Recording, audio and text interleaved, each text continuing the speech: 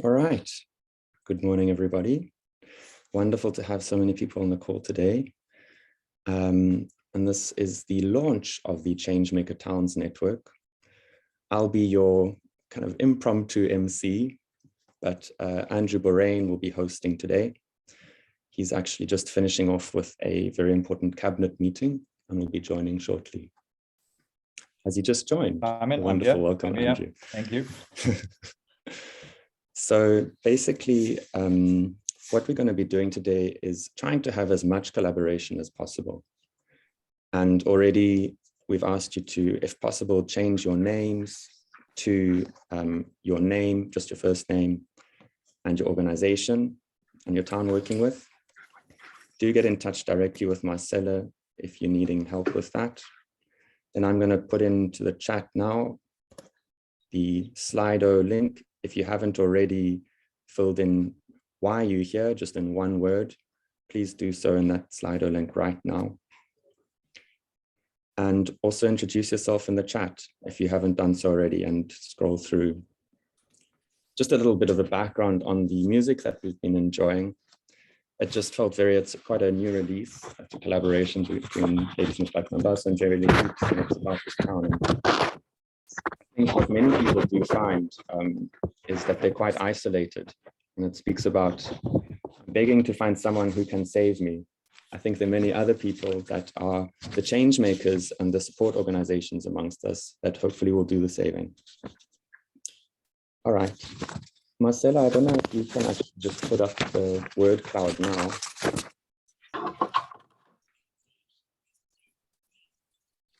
And while she does that, it'd be interesting if everyone can maybe put their videos on just in the beginning, just to say hello to us, so we can see who we have in our room. And maybe we can get a gallery going. Cool. If we can just generate that into a word cloud, Marcella, you can switch off the screen sharing while you do that. Cool. We have a really nice assortment of people here today. Before we get going formally, as I welcome Andrew, Zakir is going to take us through the rules of engagement and encourage anyone else to add additional ones should they wish to. Thank you, Zakir.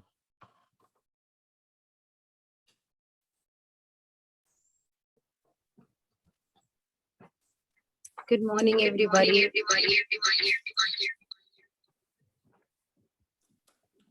Good morning. Morning. I would like to welcome everybody again. We all are very excited to have you with us. I just want to go through some basic rules of engagement for today. So firstly, the session is being recorded and will be available for everybody once the session is completed. So the first rule would be to be present. We ask everybody to please close all other windows on their computers, your emails too, please, to minimize distractions. We want to make sure that your 2 hours with us is worth all of your time. The second one would be, the second one would be to be patient. We're all learning to live and work in this new online world, and sometimes technology does fail us. The fourth one is to please share the airtime. Let's try and be brief as possible and make sure that everyone has an opportunity to speak. And the last one is please be kind. Let's respect each other's views and practice listening to understand and not to respond. If there is any other suggestions to these rules of engagements, we please ask you to put that into the chat box. Thank you, guys.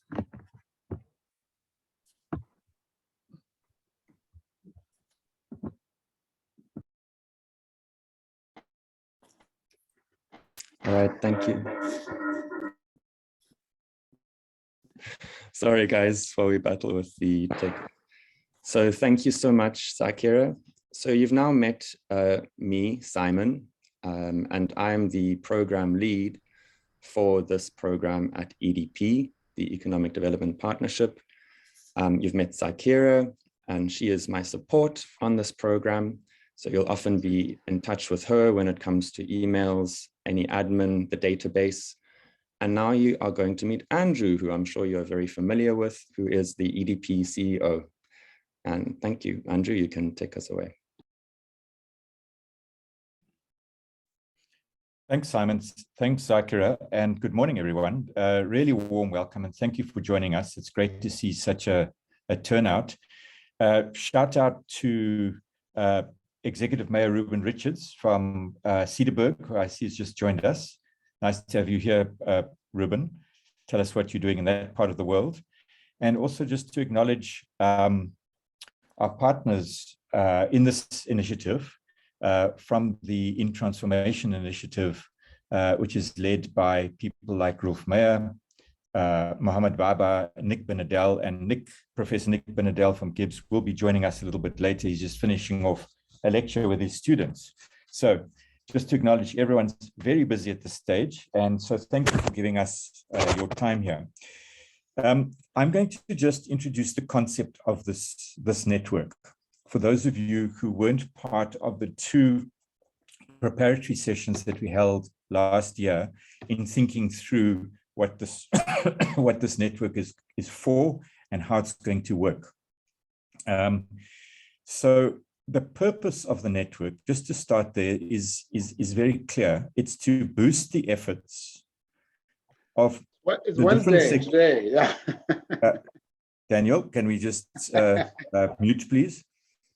It's the purpose of the network is to boost the efforts of different sectors of society working together to regenerate small and intermediary towns and their regions.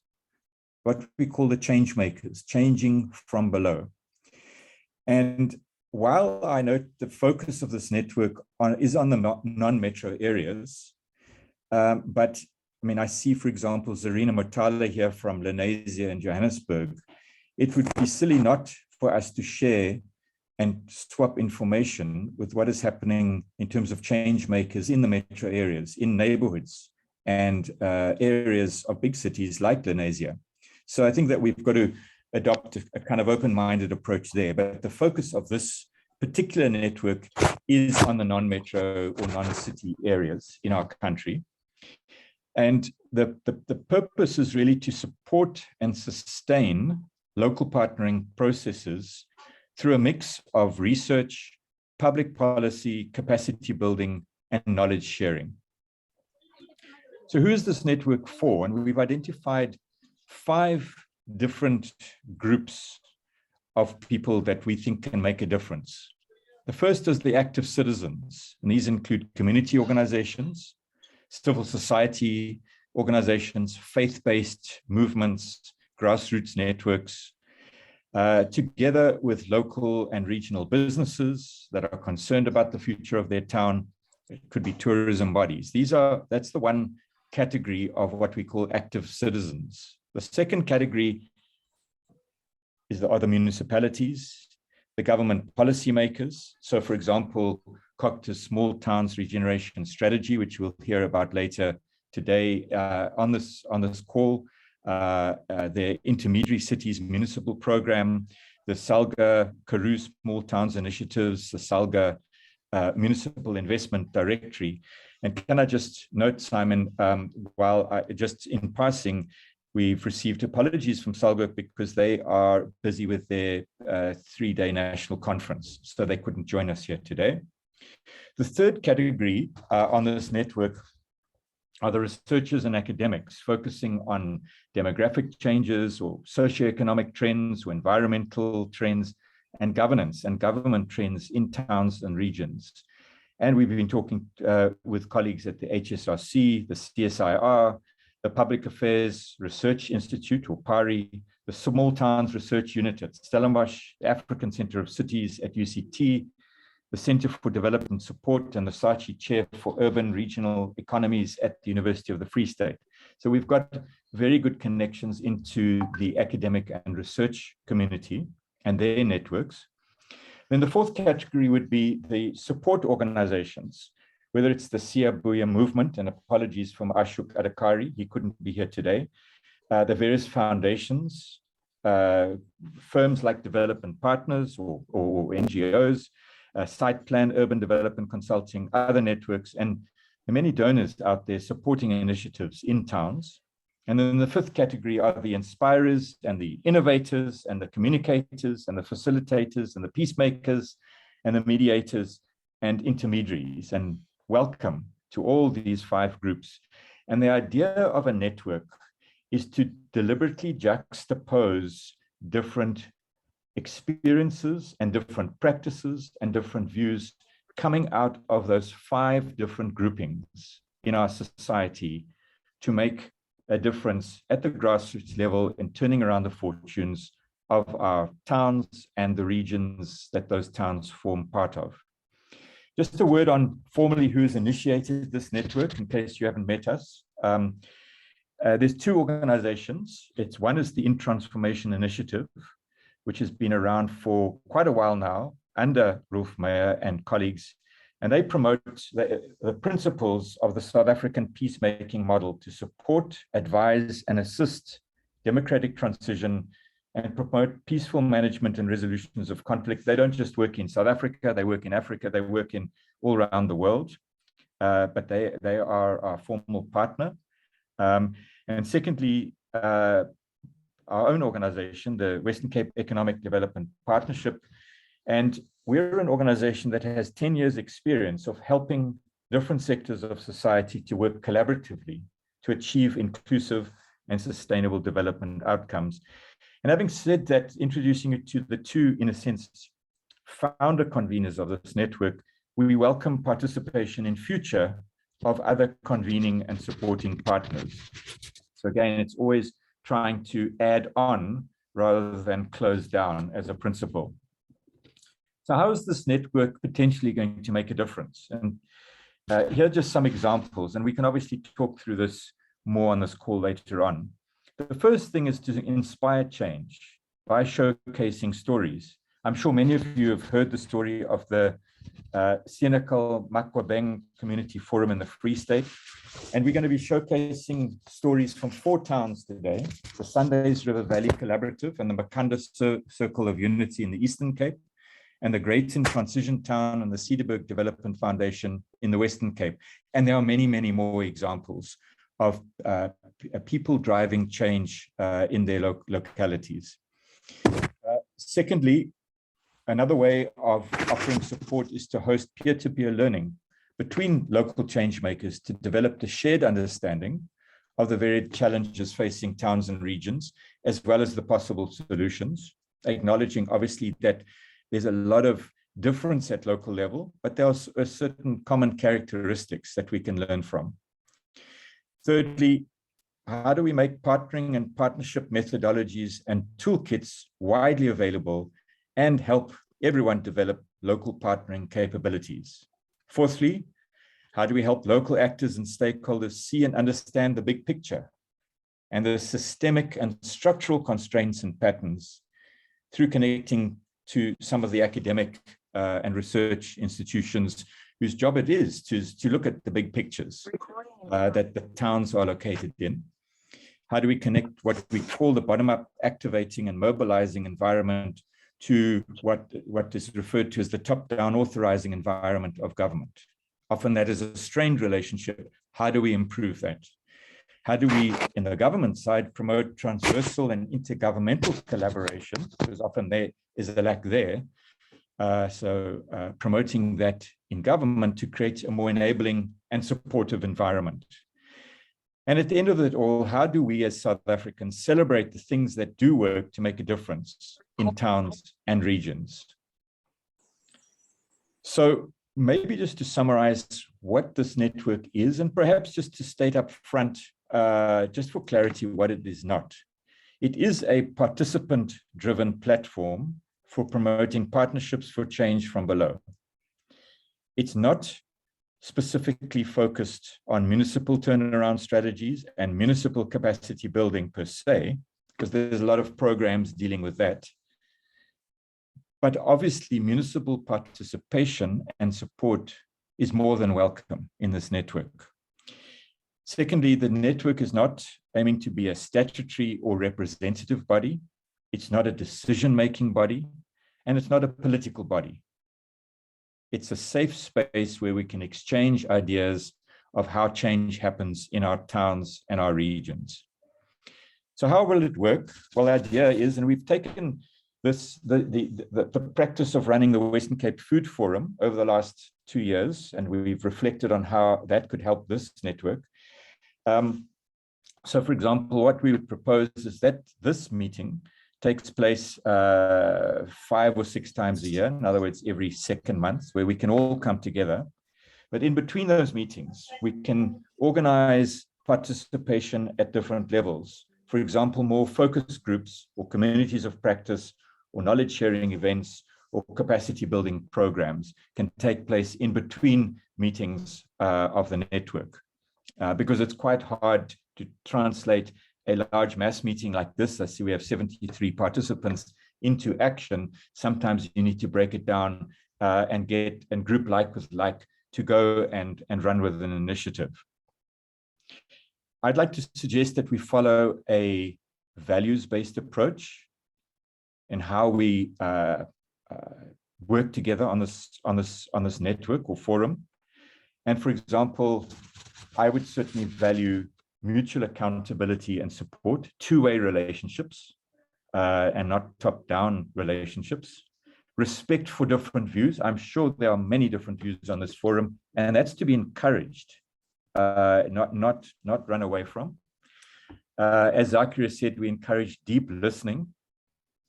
Listen twice, speak once, really is the motto that tends to help a lot in these situations.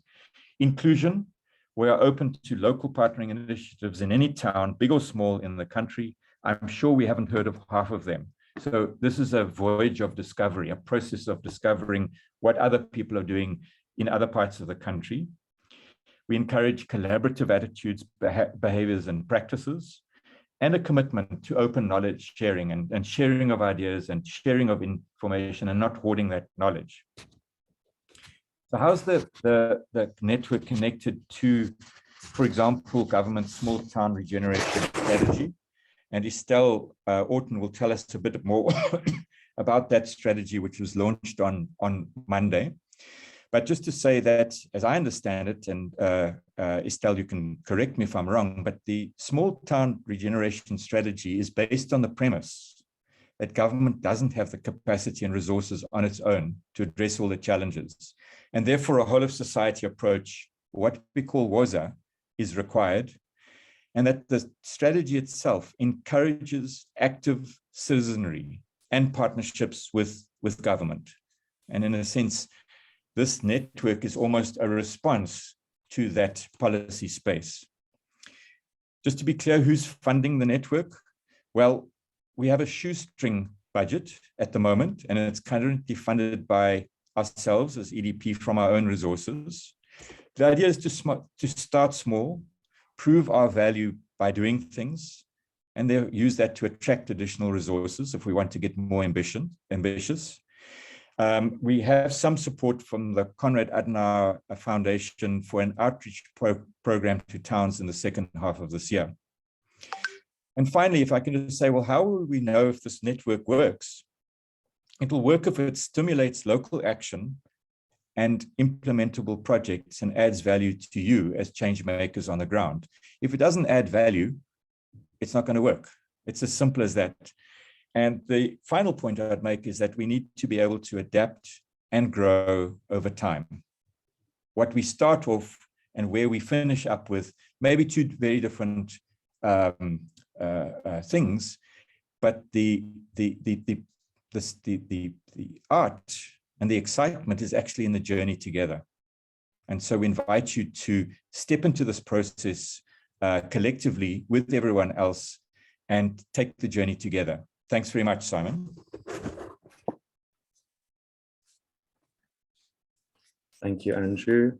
That was great. Yes, indeed, we invite you to take the journey with us, and us being the full collective of all of us here and those that could not make it today. We had apologies from Selga and others that have meetings at the same point. And in fact, the extension of the Small Towns Regeneration Strategy at the launch happened on Monday, and those COGTA representatives have other commitments today as part of that ongoing conference.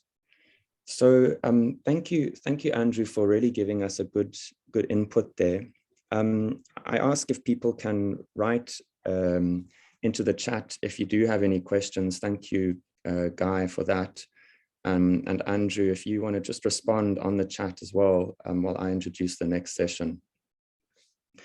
So the next session is really about coming together in smaller groups. And I want everyone to picture that they are sitting around a fire. And in Cape Town, it is quite cold and rainy today. So picture you're sitting around a fire and you're having a nice chat with people that you're just getting to know. And what we're going to be chatting about is we'll hear stories, and it's going to be a bit of a storytelling session from changemakers, 2 in the Western Cape, 2 in the Eastern Cape, 2 organizations in Western Cape, 2 organizations in Eastern Cape. We have some high profile people that are joining us, including the Executive Mayor, Ruben Richards. We have really incredible researchers that are joining us. And later on, we'll also get a chance to share some of that research, if the researchers are able to share that in the chat later. So just picture you in this fireside, by the fireside, but you also are drawing, and I want you to take yourselves back to your youth. I hope people brought an A4 piece of paper, just a white A4 piece of paper like this along. If everyone can get those, if they haven't already, and anything colorful that you may have. If you don't, just the pen, whatever ballpoint you have lying around.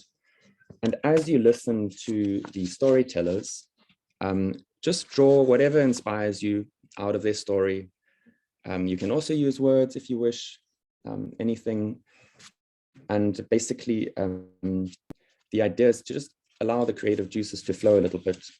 So you'll hear the story, then you'll have a chance to answer some or ask some questions of them. And then we'll come back into plenary, and the EDP facilitators who will introduce themselves when you join, they will give a brief summary of everything that was discussed in their session. So we're going to do a breakaway session now, a storytelling session. And if anybody gets lost, then Marcella is on hand. But Marcella, if you can break us into those groups right now. Thank you.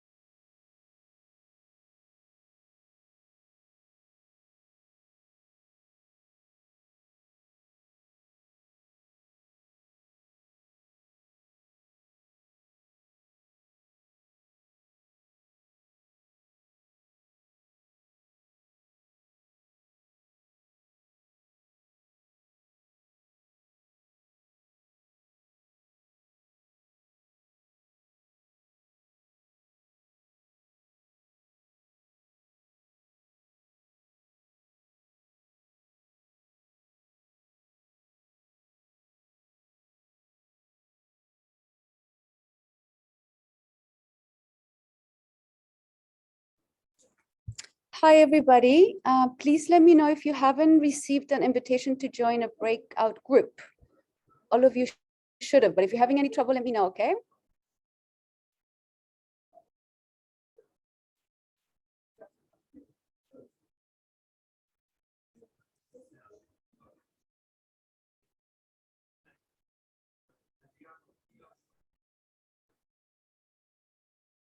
Is anybody in this room at the moment? Mike or Pila?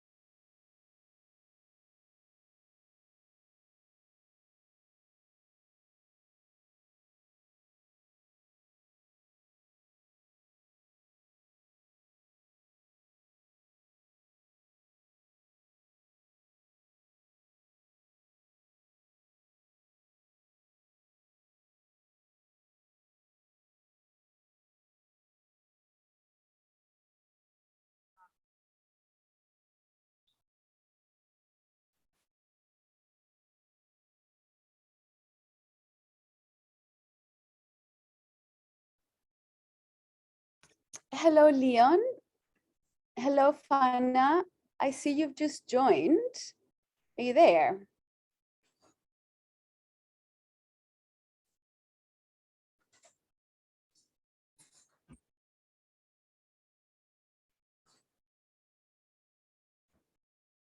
Is anybody in this group still?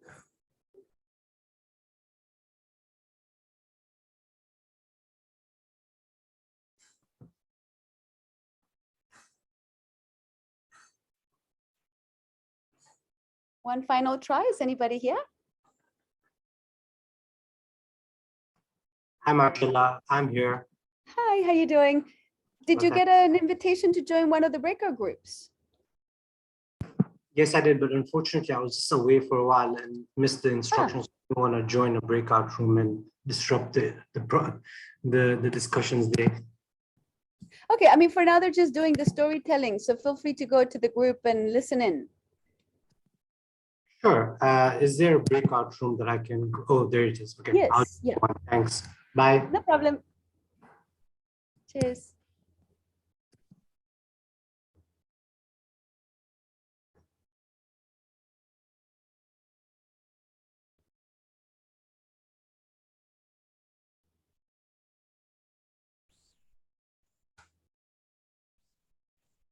Hi, Fana, I hope you can hear me. Can you hear me okay, Fana?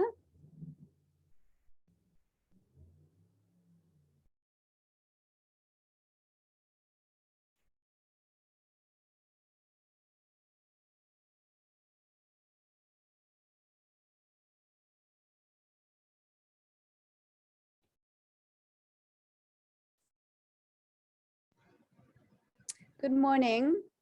Deidre, I see you've just joined us.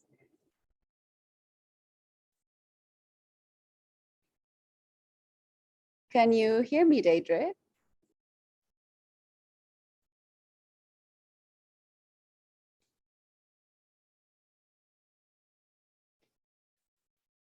I'm just checking in for those who've just joined because the group has gone into breakout groups. So you should be seeing an invitation to join one of the rooms. So feel free to accept that invitation.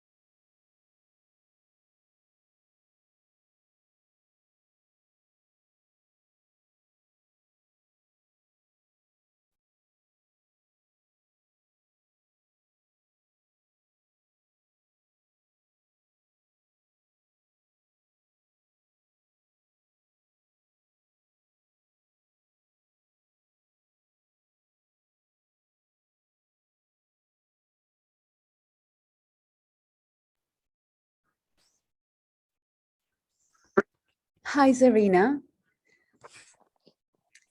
Were you in one of the breakout groups? Hi, sorry, we I had can't some hear lightning. you. Can you unmute There was- yourself, please? I was disconnected because of the lightning, so I've just I rejoined. still can't I hear was- you. Can you try to unmute? Can you hear me now? Can you hear me now? Yes, yes. Okay, we had lightning now, so our electricity went off for a second. So I've rejoined. I was in Marshall's group 2. Okay, I'm gonna send you there. Okay, thank you so much. No problem. It's a storm and it's lightning and raining here, so yeah, I got Same. disconnected. Okay, sending you there now. And Sanet, Okay. were you in a group already? Yes, I Or- was in group 4, but Okay. I had a call and it No kicked problem. me. I'm sending you there now. Thank you very much. All right.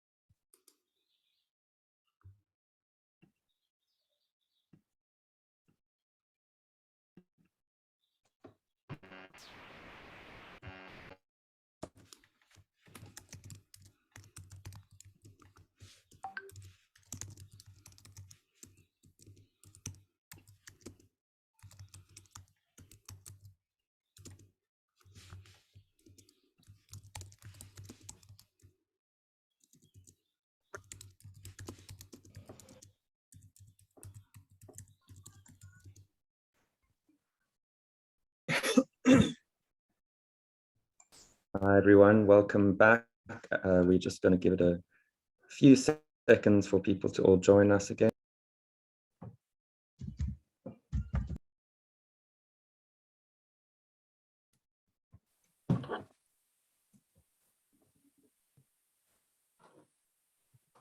All right.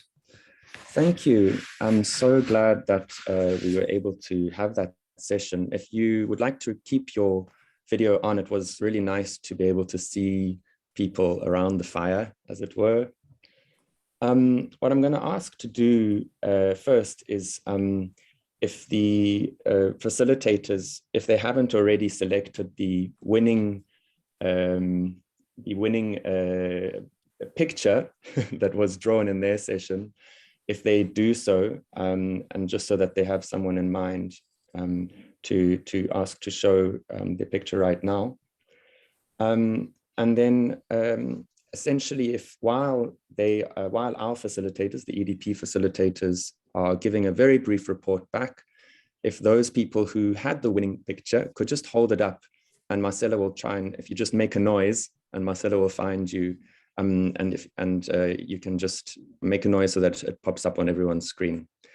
Great. Azola, can you take us forward, and so just mention which picture, whose picture was taken, and then give a very quick 2-minute max summary of what you guys are chatting about. All right, thanks, Simon. So our group, the majority winner voted for Eriva from Site Plan. Eriva, if you can please just put up your photo or your picture for the participants to see. And just make a noise so that we can see where you are, so that it automatically pops up. Yes, please.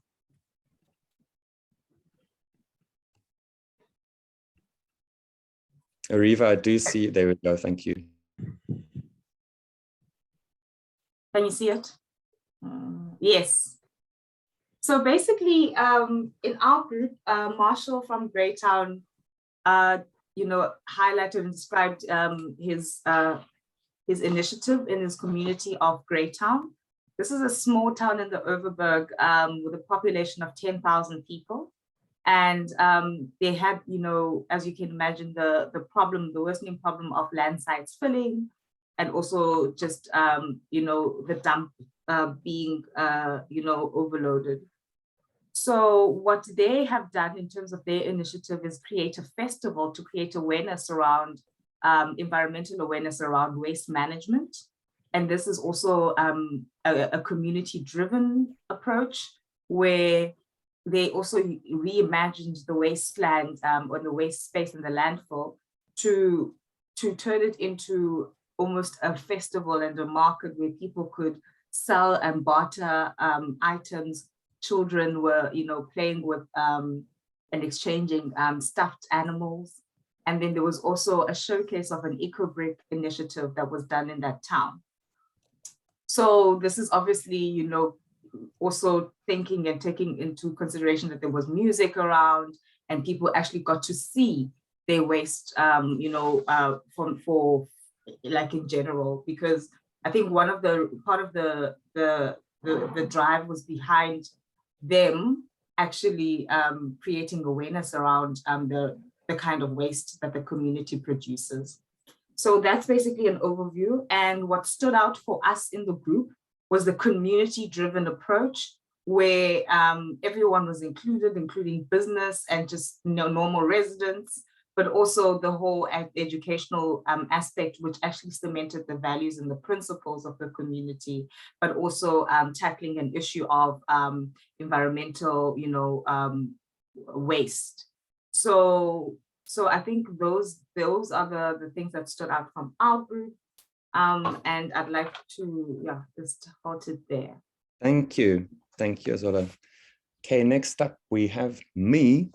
And we didn't have a vote. I'm being a dictator in this session. We totally ran out of time. I want to nominate the representative from Selga. I don't know if you can hold up yours and make a noise so that you come on board.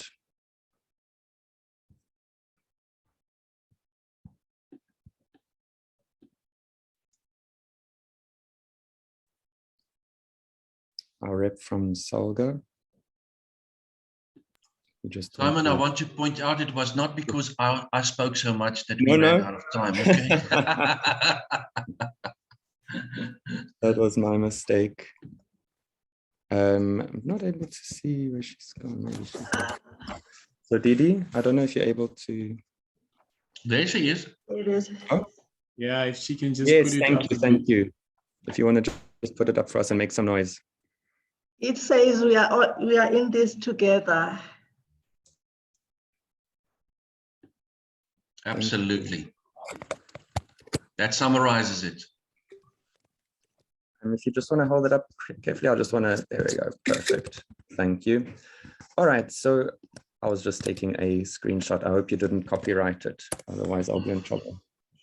So what our group was talking about is Dion was relating with his experience with the Sundays River Valley Collaborative, just how they managed to achieve the collaboration over the last few years.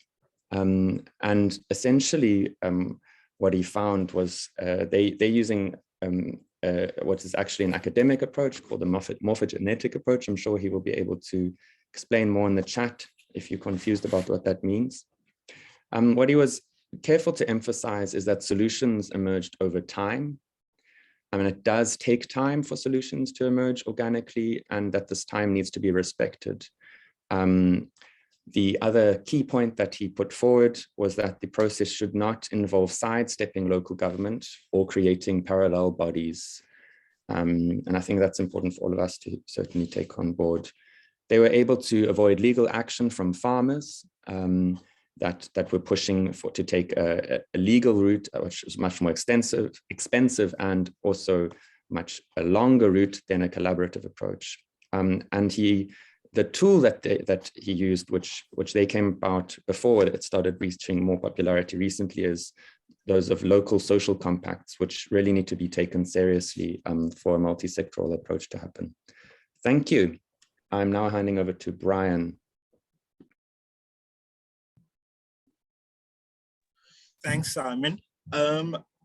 Yes, we had some great drawings in our group. We ran out of time, so we couldn't vote. And I chose the most colorful one, but every drawing was brilliant. We'll probably make it available later on. So Maria Paula, can you share and just maybe say something about the key elements in there? 30 seconds. Hi. So the drawing, a key theme in the discussion was the value of circular engagements. And acknowledging the differences with community, with different interests, with different people, but how they can start coming together and remain different and keep their differences and strategically start moving up while implementation remains on the ground. Thanks so much. Thanks so much. So in our group, we had the Makhanda Circle of Unity, and we had Paul and Zake share their story.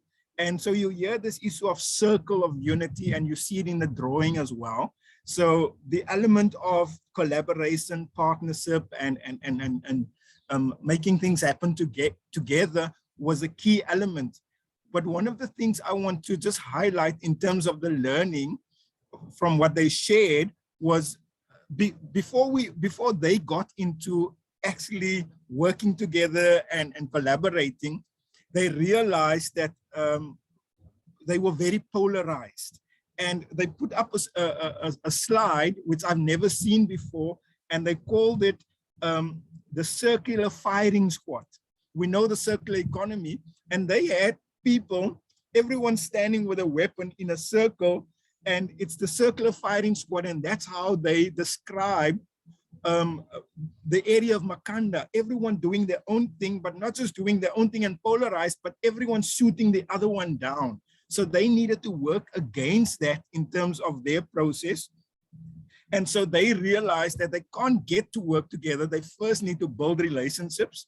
And so they unpacked a little bit of that, and that the biggest challenge was the prejudice, the events, the people suspicious of one another. So they had to do a deep dive first in terms of building that trust.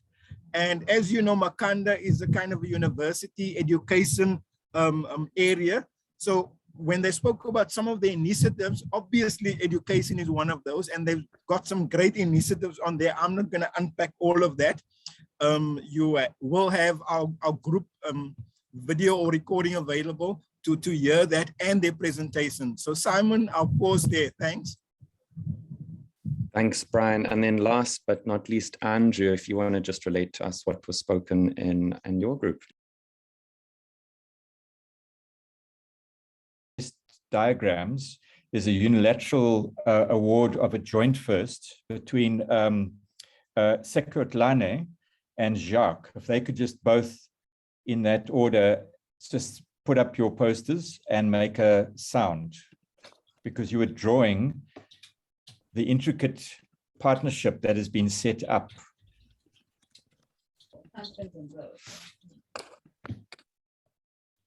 Can it? There we go, Sekotlane, and now Jacques, please. Wait, Andrew, you have to be quiet while he makes his little thank you, while I can quickly get that screenshot. Cool. There we go. All. Jacques, there we go. Okay. Good day, everyone. Colleagues, we heard stories from the Cederberg, which is a lovely storytelling part of the world. And it was being told by Reverend Jan Oosthuizen, in a sense, representing the whole of society approach, but he was also backed up by Dr. Ruben Richards, who's the mayor of Cederberg municipality. So immediately we see one of the lessons coming out is that there has been quite close cooperation between citizens taking action and the municipality responding, which is obviously not always the case. I mean, I know today, for example, there's a march in Craddock by citizens against the municipality. So sometimes relationships are very strained, but it seems in Cederberg, they've been able to overcome some of the problems. And I think one of the things I'd point out is that Cederberg municipalities are actually run by none of the recognized political parties in our country. It's run by a group of citizens who formed Cederberg first and contested the election and won it. So again, it's a unique situation there. And the municipality's focus, and this is one of the lessons coming out, is on getting the basics right. And Dr. Richards told us about that they focus on clean water, clean towns, and clean administration, which I think is an excellent starting point for any part of the country. I think what Jan also told us about is that they evolved over time. They started small. They started in one town, namely Clanwilliam, with an improvement association, built it into a Cederberg development partnership, and then now have evolved it again into a Cederberg Development Foundation, which covers many towns, Clanwilliam, Citrusdal, Lamberts Bay, Elandsby, and things like that. And the lessons that I heard coming out of the joint presentation is, one, you've got to deal with difference. You've really got to be able to cross the divides. Secondly, relationships matter and that you work at the speed of trust. And thirdly, you need a neutral platform or an intermediary collaborative platform to be able to work with everyone, including people from all the political parties. And then finally, what I heard coming out of what Jan was saying is that they have been able to achieve some sort of shared vision and common agenda, but what's most important was taking joint action and stepping into action, and not just spend hours and hours talking and negotiating. And dialogue is important, but joint action is even more important. Thanks, Simon. Thank you, Andrew. No, that was great. And I like that you already sort of started summarizing the themes in your own group. I wonder if we can look at, those cross-cutting themes across the 4 stories. And if anyone wants to raise from their side what they feel those common themes are, because really what we're doing here is looking at where the strengths are and also where the needs are across the different towns that are already part of the network. And if you have any questions or otherwise, we do have just a few minutes until 11:15 to go through those. So I invite anyone to raise their hand now, and then I'll just acknowledge you. Andrew, in the meantime, I don't know if you want to just help by drawing those commonalities between the stories that you may have heard as well.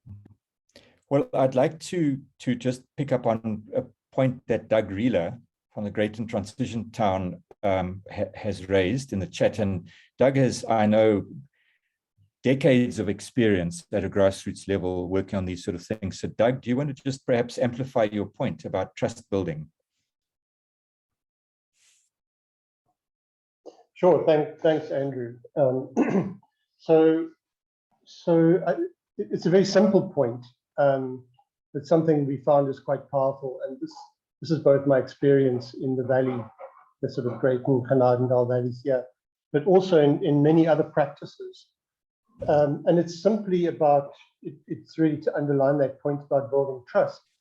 But how do you build trust? And one of the key ways is to find the time to tell stories, to help people to see who you are and to take an interest in each other's lives and stories. And that might be stories of the past, it might be stories of what people experience in the present, but it's really only through stories that you get a complete picture. Without stories, things are fragmented.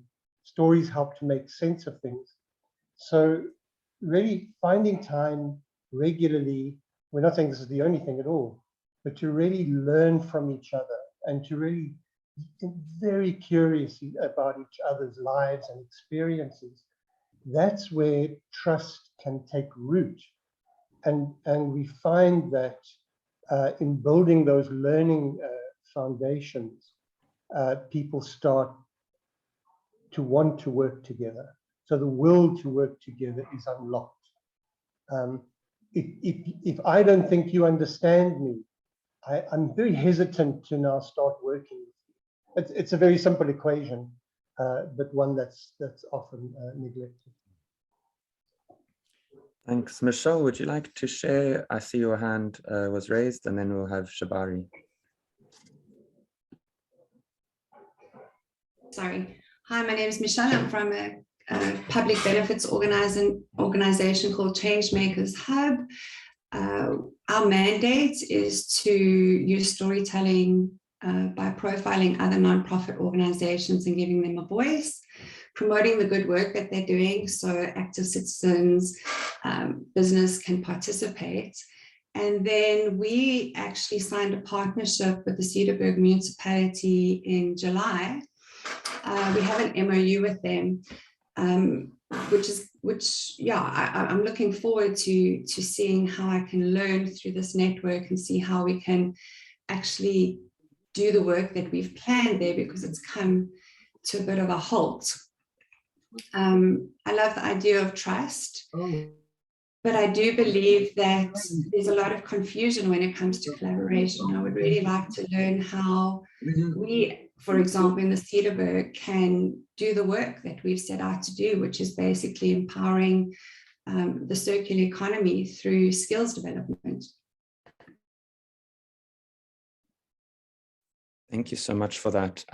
Very exciting, because just in the next session, actually, we'll be at 11:15, we'll be hearing from Sekotlane from Accountability Lab, who also do similar profiling of change makers in the public sector. Great. Can we have Shabari? Thanks, Simon, and thanks everybody for the opportunity to join this session. So I work for the British High Commission, and where I lead our urban economic development portfolio, where we're working with the metros. I just wanted to build on something that Doug mentioned earlier. We do a lot of work with communities in townships and outside of townships. And one of the things that's sort of emerged from that experience is that often we get so caught up in specific project level outputs that we lose the opportunity to really explain the process of collaboration.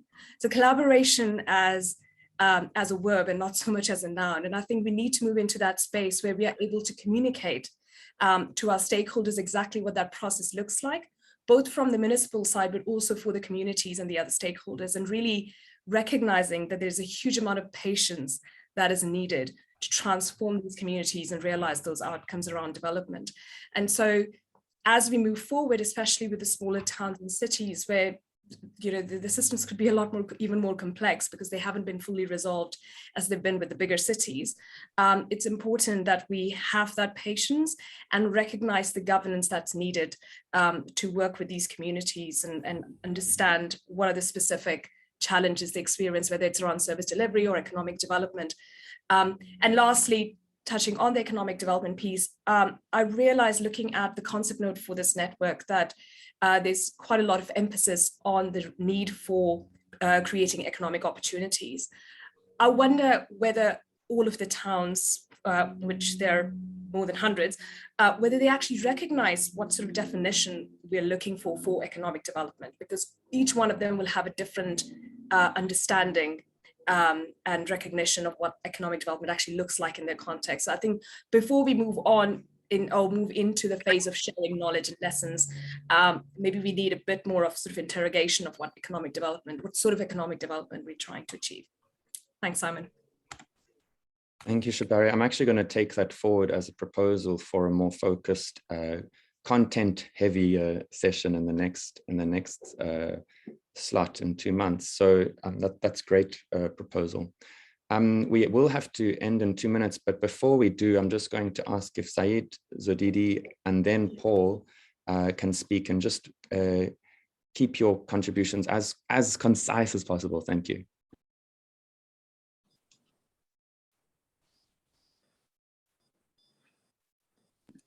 Zaid, are you on mute perhaps?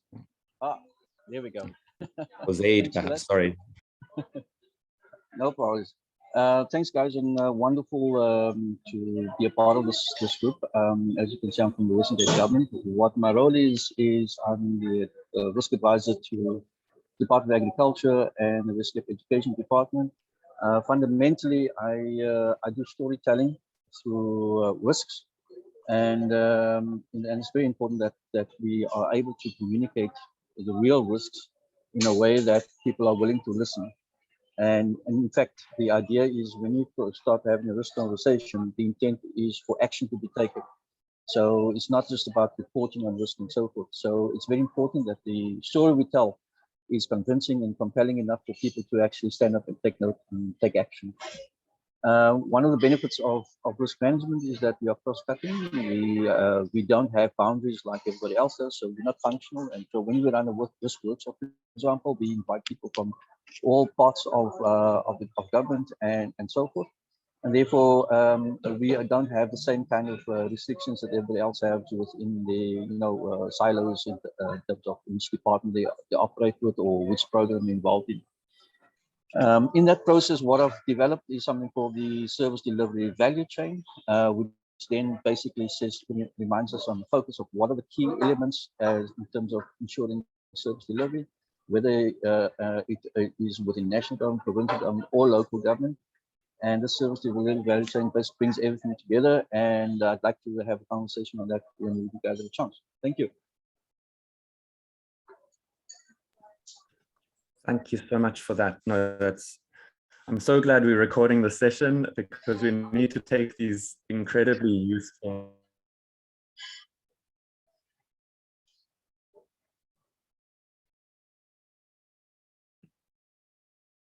Simon, are you on mute now? Okay, while we're waiting for Simon, Zodidi, please go ahead. I'm back. Hello, everyone. Sorry, I don't know what happened to the connection there. But I don't know if Sodidi, did you start speaking already? Otherwise, please do go for it. And very quickly, and then Paul, because we are eating into the next slot's time. Thank you, Simon. I just wanted to indicate to everyone that SALGA has actually been doing quite a lot of work in terms of small town regeneration. We started with this initiative about a few years ago to try and improve the regeneration of small towns. In that effect, we have lobbied for our national government to focus on the issue of small town regeneration. And the result of that is that a national small town regeneration strategy has been developed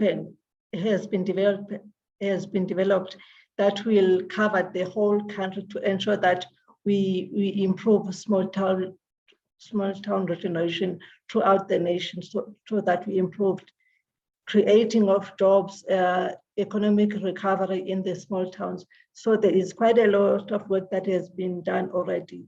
It will be quite essential that we actually get more people involved. It's nice to see that there's so much work being done by other organizations as well, so that we can partner and make sure that this initiative is a success, because there's so much potential in our small towns, and I feel they are actually the future of our economy if we can focus on the regeneration of our small towns and creating of jobs and employment opportunities in these areas. Thank you, Chair. I just wanted to communicate that. Thank you. Am I frozen again? Thank you. Thank you, Zodidi. Am I frozen again? Thank you. Sorry, I seem to be having connection issues. So yes, we'll be hearing from the COGTA representative. A lot of the COGTA staff are unfortunately busy today, but they are very excited about the Changemaker network that we have going. And we'll be hearing from a representative in a later slot today, strategy. If we can just have Paul very quickly, and then we'll switch to the next one. Thank you, Paul. Yeah, thanks, Simon. I won't take long. I think for those, collaboration is the key. And for those heading down the path, don't be disappointed when everybody doesn't adopt collaboration. When you're collaborating, look for early adopters, look for influential early adopters, and allow the snowball to grow as you show impact. And remember, with collaboration, you do start treading on others' constituencies. And so expect some pushback from institutions that are not really collaboration oriented. But just keep your head down and keep the goal in mind. Thanks. Thank you, Paul. So I hope my my connection holds out, because next up we have an exciting in conversation with session. I invite Sekotlane Pamodi, who is the country director for Accountability Lab, to join us. They've been part of us in this session. And firstly, just very quickly, what is Accountability Lab in 20 seconds? Sekotlane, I don't know if you're on mute or I'm not seeing you. Sorry, I'm so sorry about that. I just had to move offices very quickly. Thank you, Simon, and thank you, colleagues, for having us here today. I'm really learning a lot already. So maybe just to introduce the Accountability Lab and what we do. We really are a social change organization that works within the anti-corruption space, but we don't approach it so directly as, you know, everything is bad, everything is burning. I think the critical thing around how we frame our work is that firstly, we do social and public sector accountability work. And the core emphasis of our work is really through the positive deviance lens. So as I indicated, as opposed to naming and shaming how bad things are, who is bad, what is so wrong with our society. We really try to organize the people that we work with, the knowledge communities that we convene or are convened in, and the campaigns that we drive to really organize around what is working, who is working well, who is interrupting malgovernance, maladministration, corruption even, and what can we do in a whole of society approach to galvanize around those people, to enable them to do the best that they can do right from where they and we are. Lovely. I really like that introduction, because keep that in mind as we go through to our next session.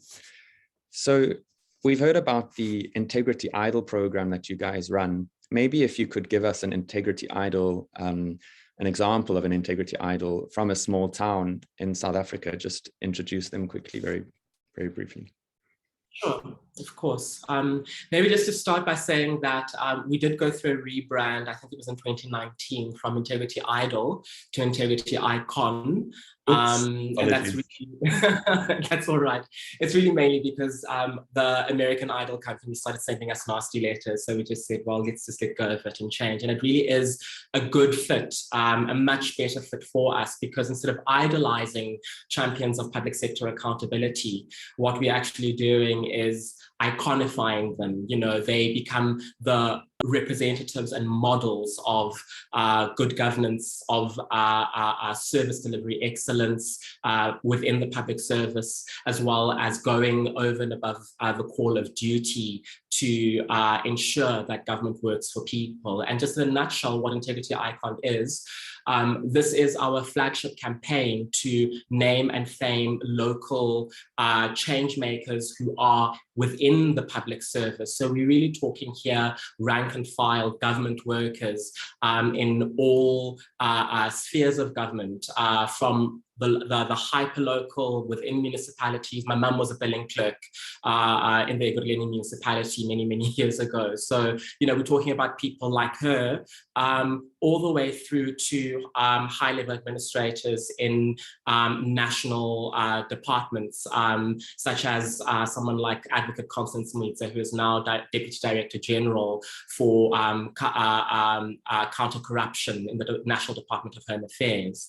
What the idea around it, as I indicated, is that by getting local people to identify local reformers right where they are, we start to platform a conversation and engagement around what is working within our communities, who represents the best of what is working and how well it's working, what can we learn from them, and also what can we amplify around them, so that we can start in a kind of system change sort of fashion to really influence that administration and other public sector administrations that work adjacent to where that Integrity Icon comes from, to really start thinking around what can we learn from them, what can we identify within that public administration, because often it's not just one person who is, you know, who's iconic, so to speak.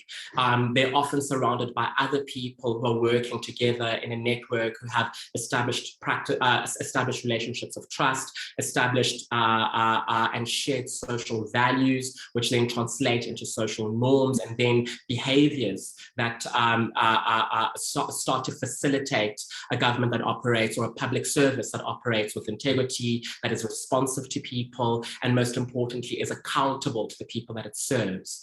A great example of someone like this, especially from a small town, is someone like Dr. Mishra Delport.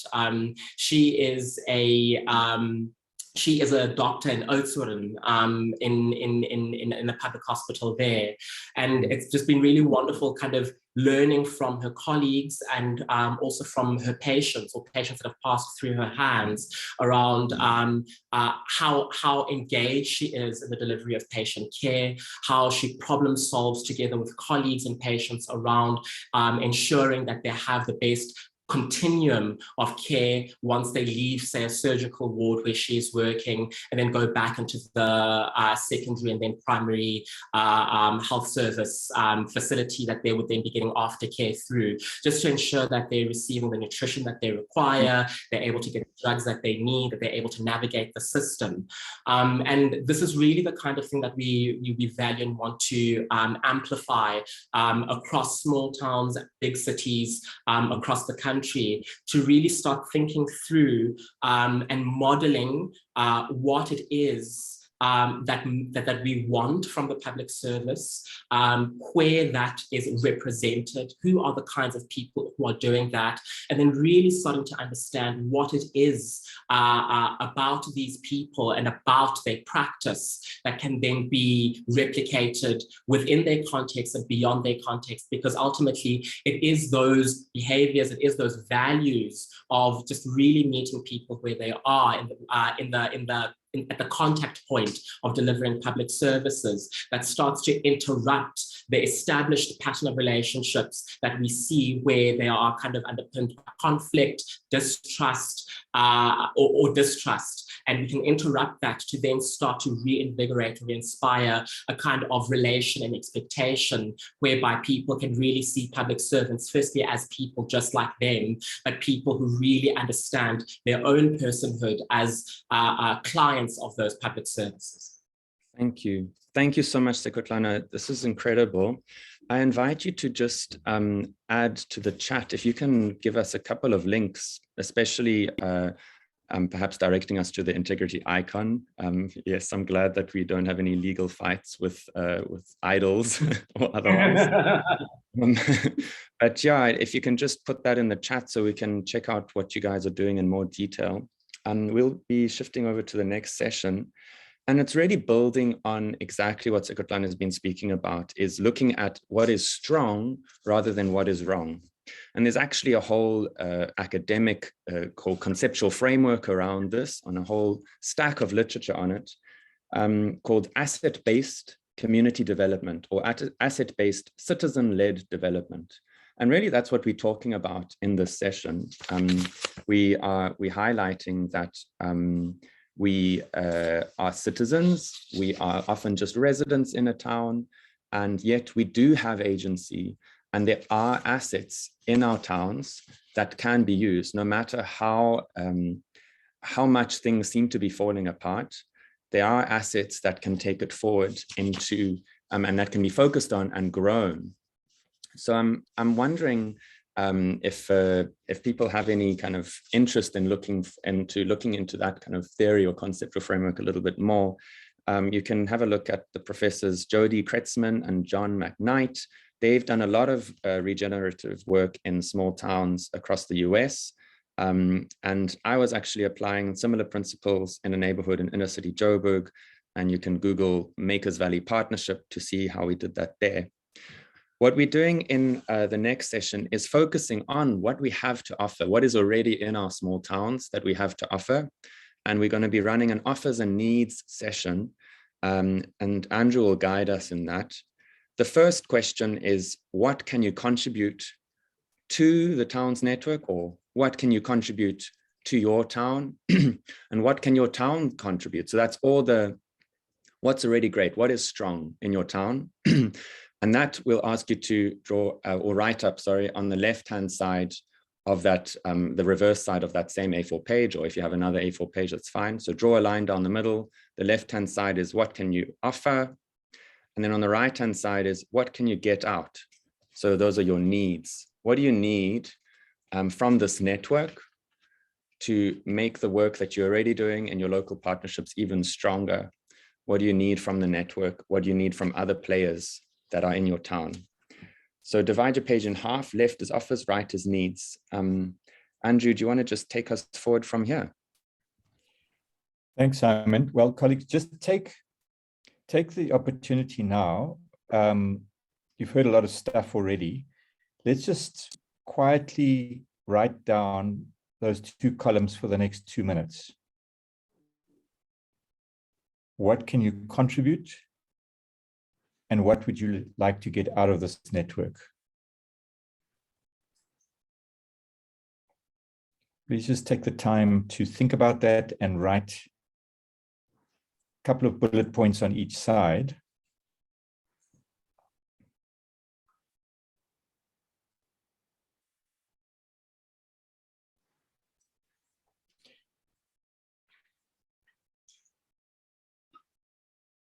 And as soon as you've finished, please type it up in the chat so we can collate the data.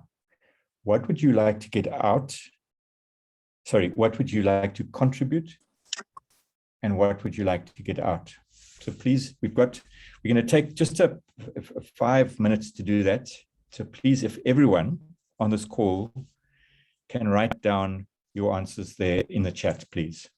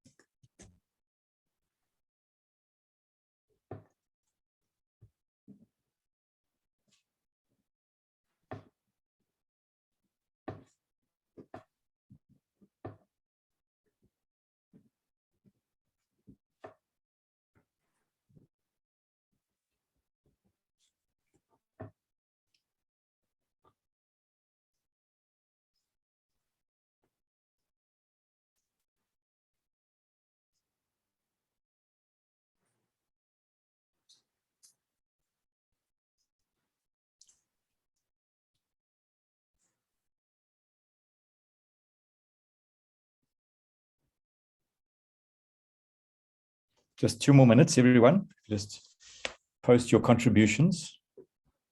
And thank you to those who've already done so.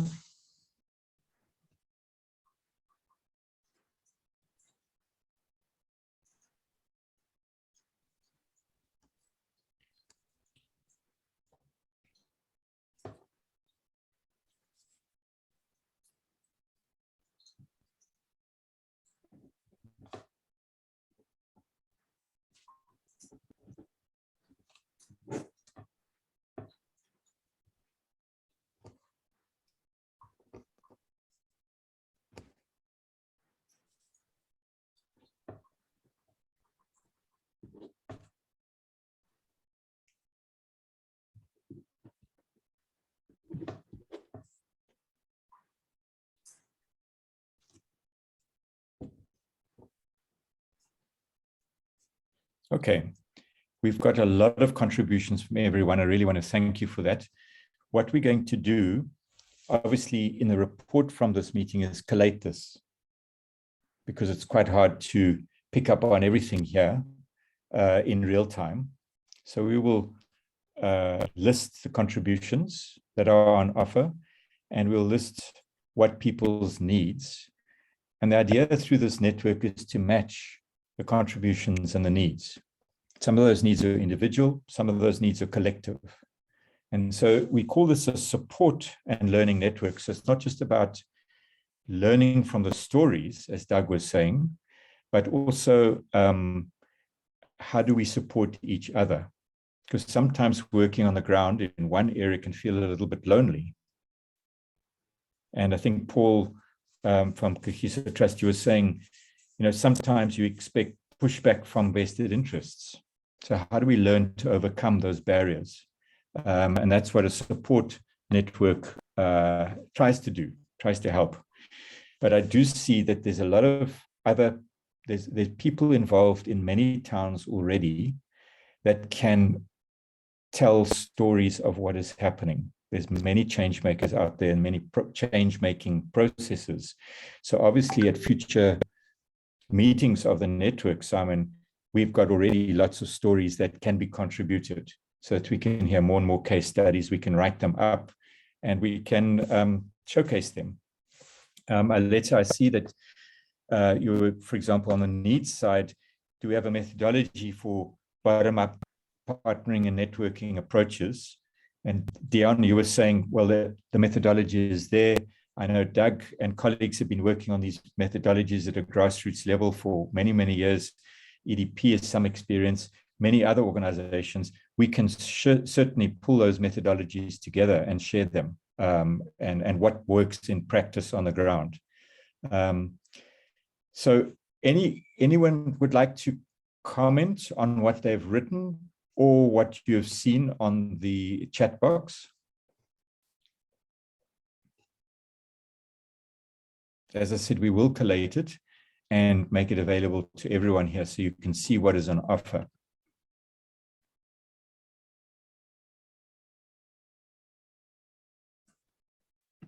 Andrew, what I'm also thinking is that in fact, and there's something to build on what Shabari was talking about, a more expansive understanding of what economic growth is, or what the economy is even.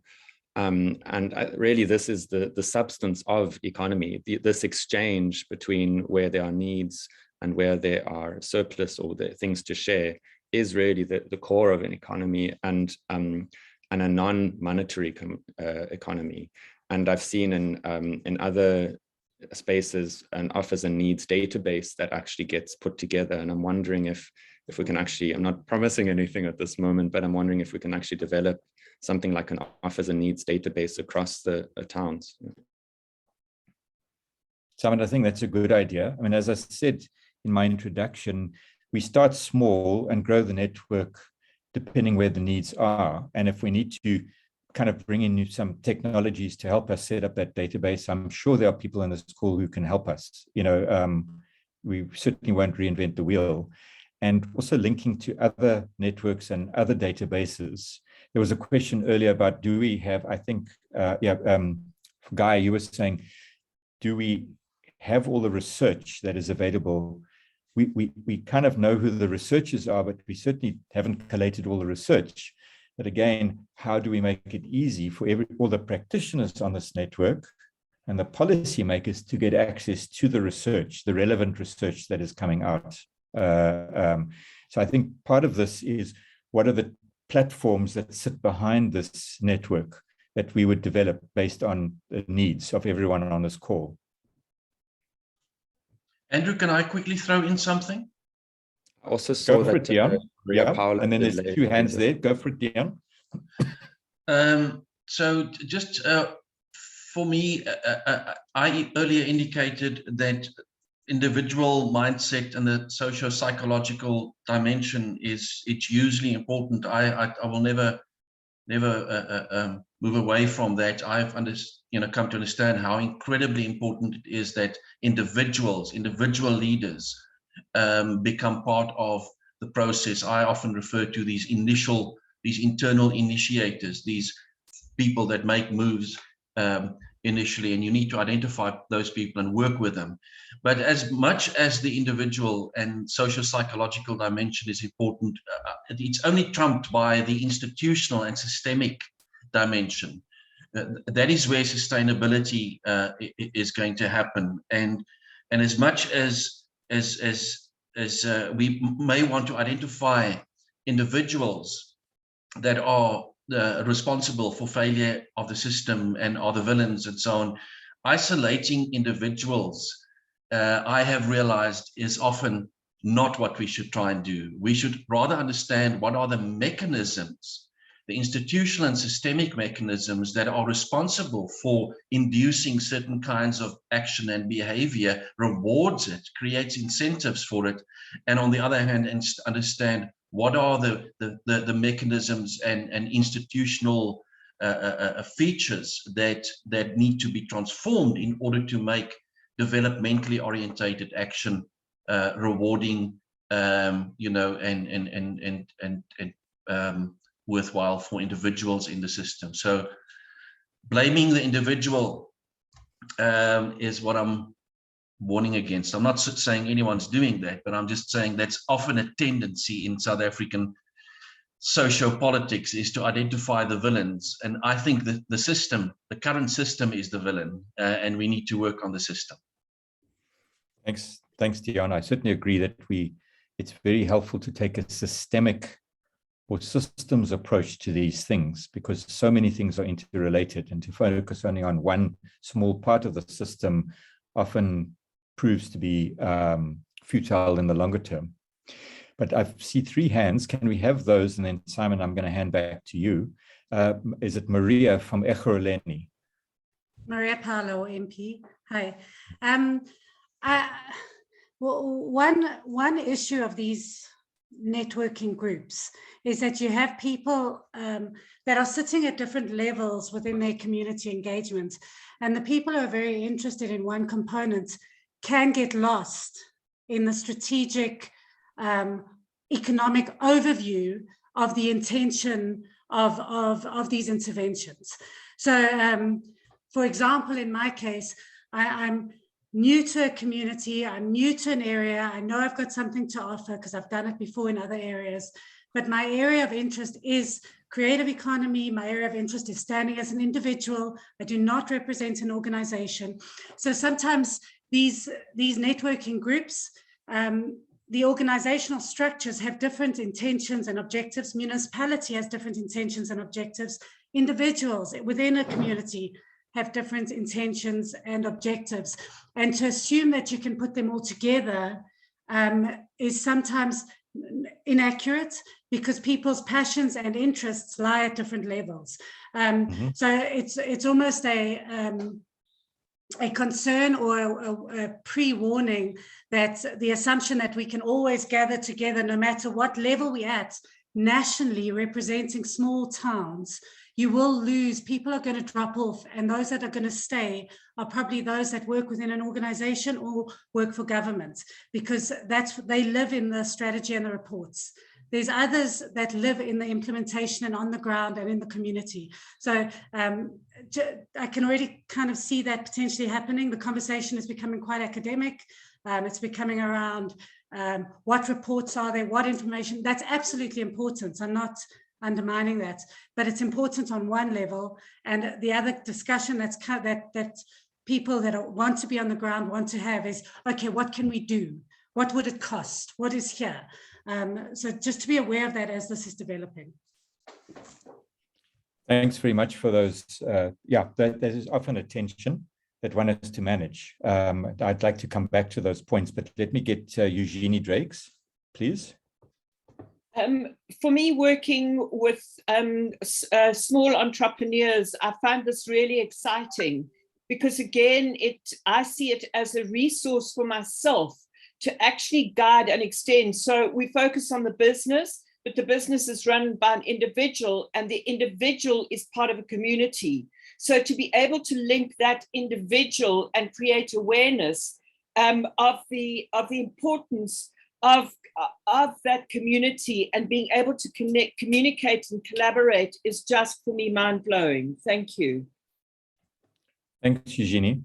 Jan, and then Aletta, and then we're going to finish this session and move on to the next one. Thank you, Andrew. I do think it is very important that, for what just the previous speakers now have said, that you have business chamber, have a business interest, and agriculture, have agriculture, and so forth. And all these vested interests is compelling, and everyone has their agendas. I do think, Andrew, that the whole reason why this platform exists and the platforms that we need to create in our communities is who is taking responsibility for cohesion. And there should be an agency, which I propose this platform is to create whatever we call it, community forums, and there's talk in the safety sector about safety community forums and so forth. But again, we need one agency in a community that has the vested interest of cohesion and getting all the entities to work together in one strategic direction. Thank you. Thanks, Jan. I mean, often it can, at the beginning of a process, be contested who is stepping into the field to convene. We know that that is one of the challenges and barriers, because people feel you're treading on their territory.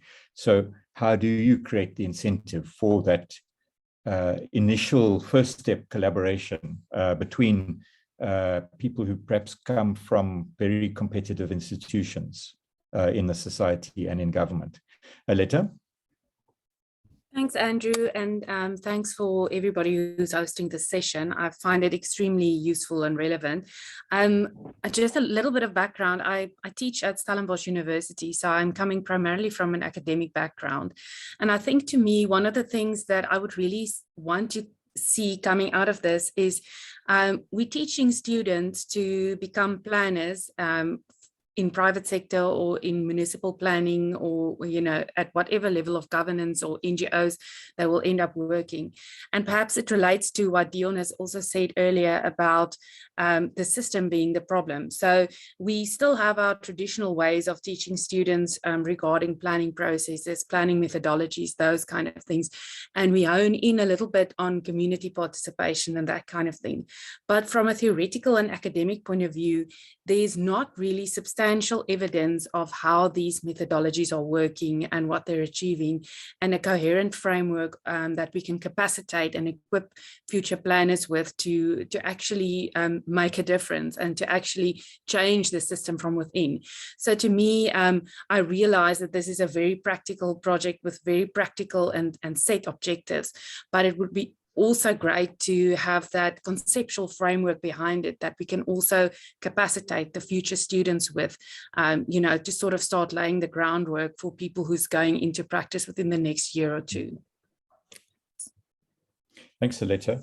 I mean, both you and Maria Paula raised how do we combine the practitioners and the activists and the doers on the ground with the researchers and the framers of methodologies and theories and models.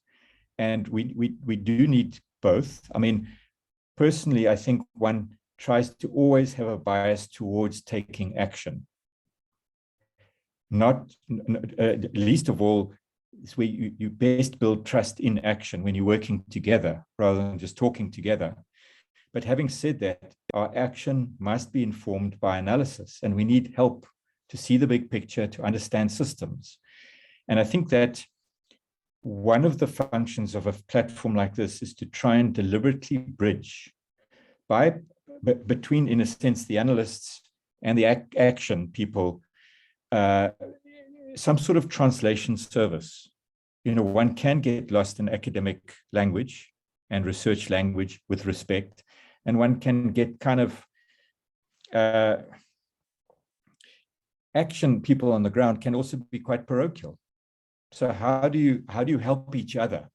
And I think that one of the, in our experience, a kind of, you deliberately set up platforms to translate those different perspectives into each other so that action can inform the modeling and the analysis and the methodologies and vice versa. And it's a two-way process there. And it's not easy.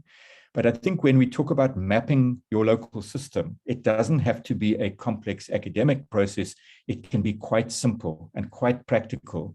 But you can look at where to start in terms of the scales in which you operate, the levers for change in your area, and the institutions and people that you need to influence and work with. And that's the kind of practical partnering methodology that many people on this call have experience in, and that can be made available to anyone seeking out to make a difference in their local communities. Thank you for your contributions on the chat, and thank you for all the inputs now. Simon, over to you. Thanks, Andrew. Yeah, I mean, I really enjoyed the contributions in the chat. It's immense data there, really.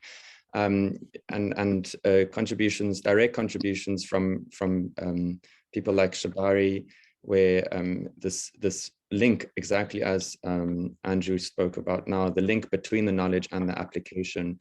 And I think that we'll definitely brainstorm in the EDP team, but also if we have other contributions, you know, Kathy and Renal saying, is this a possible site for academics to develop a framework, and a really directly translatable framework, so that we can take those proposals from people like Zaid around the governance of opportunities, conceptual framework and or approach, and take that directly into application. And we don't lose sight of that action, because yes, as Andrew mentioned, this is an action-inspired and action-oriented network, and we don't want to lose track of that. Thanks to John. Yeah, if you want to give us a little bit more detail about any findings in the Waterberg, then please do relate those. Or sorry, Daniel, was mentioning 2 different academic institutions. Maybe if you want to give us a little bit more detail on that. So the next session, and you can just put that in the chat. The next session actually is the strategy that was mentioned earlier. That's been put together by COGTA, and we have the consultant that was behind that joining us. So Estelle Orton, if you want to come on and just introduce the STR. I'm going to be pretty harsh with the time as we start nearing the end of the session, with the timekeeping, that is. Yeah, if you want to just introduce the STR to the group, and especially link it to that action orientation, and any relevant points that we can take forward as aspiring change makers in small towns. Oh, thank you. Thank you for that introduction, Simon, and good day, everybody. I'm quite excited today to share this with you. I know, Simon, you're referring to my very long presentation at the launch. No, I mean, it was required at that point, but we're talking to a different audience. Yeah, thank you. No, I will keep it very concise. I think what is key is we had, SitePlan was responsible for the drafting of the Small Town Regeneration Strategy and Implementation Plan. And this week we had the launch of the strategy on Monday. So I think just hearing the stories that is coming through from today just is so encouraging, because how the strategy has been drafted is to allow towns to start taking that initiative from the bottom. So I'm going to briefly go through a few things, and I want to get to the points where we can start seeing how can we create that meaningful environment for small towns to bring about change. So in terms of the project background, just so that you can know where the strategy fits in. So we know all development in South Africa is guided by the National Development Plan, and there's different mechanisms to realize the vision of the National Development Plan. Now, the Integrated Urban Development Framework is where we look at our cities and our towns, and they look at our cities and towns as on a continuum from very large metros to the smallest cities. Now, the Integrated Urban Development Framework has got 3 programs, and the Small Town Regeneration Program falls under the Integrated Urban Development Framework. Just a little bit about stakeholder and engagement and community participation in terms of legislation. We can see that it is there from the Constitution and into various acts, but specifically the Municipal Systems Act, where it talks about encouraging the involvement of the local authority, to consult the local community, and that community should contribute to decision making. Just so that we can see that's also in our legislation and not just only in our policy documents. So at the heart of the Small Town Regeneration Strategy is to assist those underperforming towns so that they can start fulfilling their economic potential and in their regeneration and restoration efforts. And it's also then to start looking at our small towns and to embrace their significance that they are playing. Just moving on to the vision and the objectives, the vision for the Small Town Regeneration Strategy and the program is then to create transformed, safe, socially and regionally integrated, economically viable and inclusive towns with adequate and well-maintained infrastructure that allow people and place to realize their full potential through active citizenry for present and future generations.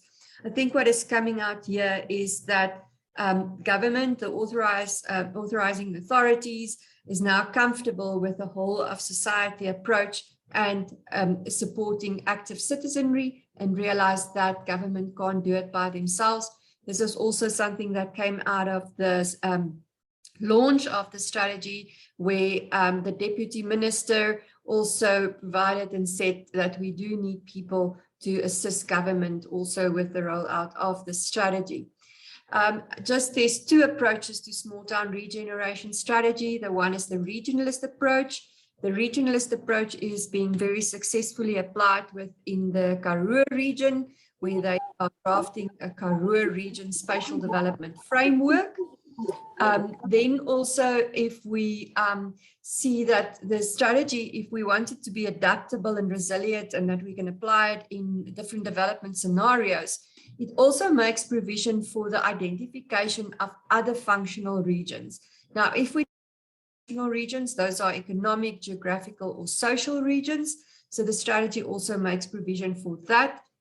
Following a regionalist approach is where you then move away from your jurisdictional or administrative boundaries, and where you start looking at how these towns support each other and how they function together, what's the competitive advantages of these different towns and how they then relate to each other.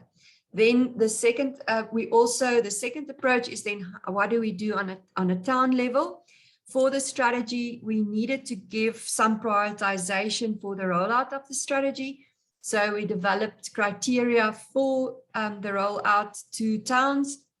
The criteria relates specifically to the role and function of a town in the national space economy, accessibility and connectivity, because we know that generally towns that's got potential are those towns that's linked to city regions via corridors or infrastructure or marketing channels and skills. Now, a soft issue that we did bring in that we did see was very important is readiness. Communities are at different levels of readiness, and either the community is ready or the municipality is ready, or maybe both is ready. I think from the examples that we've heard today is that there was a lot of communities that was ready and that started taking action within the communities. And that is what we need. If a community or municipality is not ready, it's difficult to get this project and this program started. We went through extensive exercise to prioritize towns. This is just a list of the priority 1 towns. There's 23 of them, of which 13 is in the Karoo region. This is just the map indicating those priority 1, 2, and 3 towns. I just want to mention that there's over 600 small towns in South Africa. So how can this strategy be implemented on a town level? There's basically 4 key steps. And if we talk about laying the groundwork, that means that we need a plan in place, and then pivotal to the success of implementation is planning. What we are saying is that you need a body that can take responsibility. We said it can either be the establishment of a municipal task team or a community that can start this process. It's not just the government. So if we look at the task of this task team that will run the regeneration within your town, Their first responsibility is project management, to scope out the process and to have a work plan. Secondly, and I think this is also something that was very important that came out of today's conversations, is that importance of partnerships, to do a community network analysis, understand your networks, understand your community connectors and who are the key influencers in your community.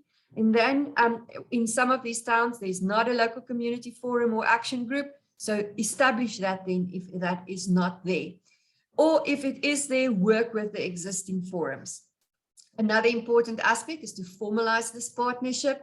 This partnership can be formalized either via a memorandum of understanding, like in the form of Senekal Matwabeng Community Forum, where they have got a memorandum of understanding, and Oudtshoorn, they've got a council resolution. What we are looking at doing is re-engineering municipal work through public-private, important community partnerships to deliver innovative services. Quick example is Botawil, where the accounting community got together. They assisted the municipality to work through the backlog in the accounting system. That backlog created some issues with the delivery of basic services. And through this process, it also addressed the capacity and skills issues within the municipality, because they did some skills transfer, and also important trust building through this process. Then once we've laid the groundwork, is we've got to start taking the time to get to know our communities. We know that when a community takes the time to get to understand themselves, when they start gather that stories of what is strong within them and they identify what matters most, they start making choices that informs their long-term decisions for their future. There's two aspects important here, is to understand your community. Understanding your community helps you also to explore and uncover what matters most, and that what is strong within your community, being it your networks or your people or your resources. And you can, through this, get a volunteer base. Secondly, is to understand your town. Here it shows the importance of, for example, doing a socioeconomic baseline study against which you can track your progress over time. The importance of having an infrastructure analysis to see where there is shortages, what you should do. Through this, you create the evidence-based data for infrastructure investment and provision. Once you've done this, we need to start going over into action. This is when you start formalizing those decisions. Once you've got all those ideas and you've got those options, you've got to make some choices, and then you've got to formalize those decisions. And in formalizing those decisions, you create security and validity for your plans. One of the examples on a more formal and legislative basis is to create a spatial a precinct plan that is compliant with the Spatial Planning Land Use Management Act. This can go into the municipal SDF and IDP. Once you've moved on from taking those decisions, what I just want to mention here is that it's not just decisions for a precinct plan. A community also, through that, uncovering what matters most, you gain those things of what the community want to do. In the example of Senekal, they had a repair, paint, plant, and I can't remember the other thing now, but they had a process where they said, what can we repair, what can we clean, what can we plant, and what can we paint? And just by starting fixing small little things, they started gaining momentum. So it's taking those actions where the community can start seeing the change that's also happening. And again, it's about storytelling. It's about going back and showing the community what have we done. That community to that communication to the community must be guided by what matters most. If we move on towards the implementation, the strategy, what it is bringing now to the table is that small towns are no longer seen as standalone or forgotten places. We've now got a definition for a small town. We've got the prioritization of small towns in an organized manner. And the role of DCoG in all of this is to raise awareness and lobby support, and to leverage existing resources to build strategic partnerships between state and non-state entities, for example, with this organization. And DCoG is very much in support of this network and also wants to work together with this network. On a town level, what we can see now is participatory planning through the inclusion of communities in planning, decision-making, and implementation. As I've mentioned, this can be initiated by the community. This doesn't need to come from the municipality. It can come from a community now as well. And the importance is looking at re-engineering municipal work through the use of public, private, and community partnerships. This is just the implementation plan. In the first year, the key focus will be on establishing that governing body. Sorry, Simon, I'm already 2 minutes over time, but I'm nearly there. And then to pilot the small town regeneration strategy in 3 sites to see if the strategy is working. And it's also to see should there be any changes made to the process and how we are following it. Key to all of this is not to rush implementation, but to get the process right. Just want to emphasize that. DCoG will have to appoint a task team that will act as an entity of DCoG to implement the strategy. And this will happen in collaboration with SALGA. And that the critical factors on a town base is to have it on a town level, is to have a dedicated task team, establish your local community forum, and start implementing those community identified projects and programs, and start working on a long-term plan in terms of your precinct plan, and then the inclusion of that in your IDP and your SDF. And that is then, in terms of the way forward, we're busy with implementation, and the strategy can be downloaded. Simon said that he will post the link in the chat box. Thank you for that. So yeah, just to summarize, towns are taking initiatives, and this we can see from today. We can see that the authorizing environment is comfortable with the whole of society approach, and that they now know that they need communities to assist them. And we can only create a meaningful environment with citizen action. And as we've said, this is through community and the private and government networks and partnerships. Thank you very much. Thank you so much, Estelle. I was having fun with my reactions button there, and just because I really like how you ended that off. I think that there is this real recognition from government that there is a whole of society approach that is needed to actually bring about change, that it can't be all to government, neither can it be all to the citizens, and that collaboration is really what we are striving for with this network. We're not simply implementing the STR, but we are certainly going to strive to align with the STR and use those bits, and where there are implementation initiatives happening, that we as a network, we are at least aware of what those are, so that we can see how our own actions can align with them. So thank you. There were some fantastic little inputs from the in the chat. Yes, Estelle, if you, Marcella did put the policy in there, but Marcella, if you just thank you on it. So if there it is again, if you missed it, everyone, if you want to download the strategy and implementation plan, it is there in the chat for you, and we'll also send the link out when we send the report. So yeah, Zaid from WCG was just asking, I mean, it seems to be a bit of COGTA and DCoG. I've certainly seen both. Do they have a database still that you know of that identifies vulnerable communities and schools from a hunger risk perspective, for instance, in small towns? And then if you also wanted to respond to Tuli, who asked around how you re-engineer municipal work. Estelle, if you're not understanding the questions, then feel free to ask for clarity as well. Good. Thank you, Paul. I said Paul, I mean Simon. Okay, first of all, I am not aware of a database. That is a question that will have to go to the department directly. In terms of re-engineering municipal work, that was an example is from what I've given from the Bothaville example, where the accounting profession started working together with the municipalities to sort the backlogs that they've got in the accounting system. That is all about collaboration. It's all about working together and skills transfer and capacity building happening from a community level. it is where communities don't see themselves as being separate from communities or municipalities, but I love how Prof. Giel Bakker always describes in Seneca, where he says that the community, is part of the municipality. And I think it's not a us and them situation. It is where we start realizing, but we are the municipality as well. And I see Paul had a note about the credibility and the importance of having that collaborative. We must work on creating an enabling collaborative environment.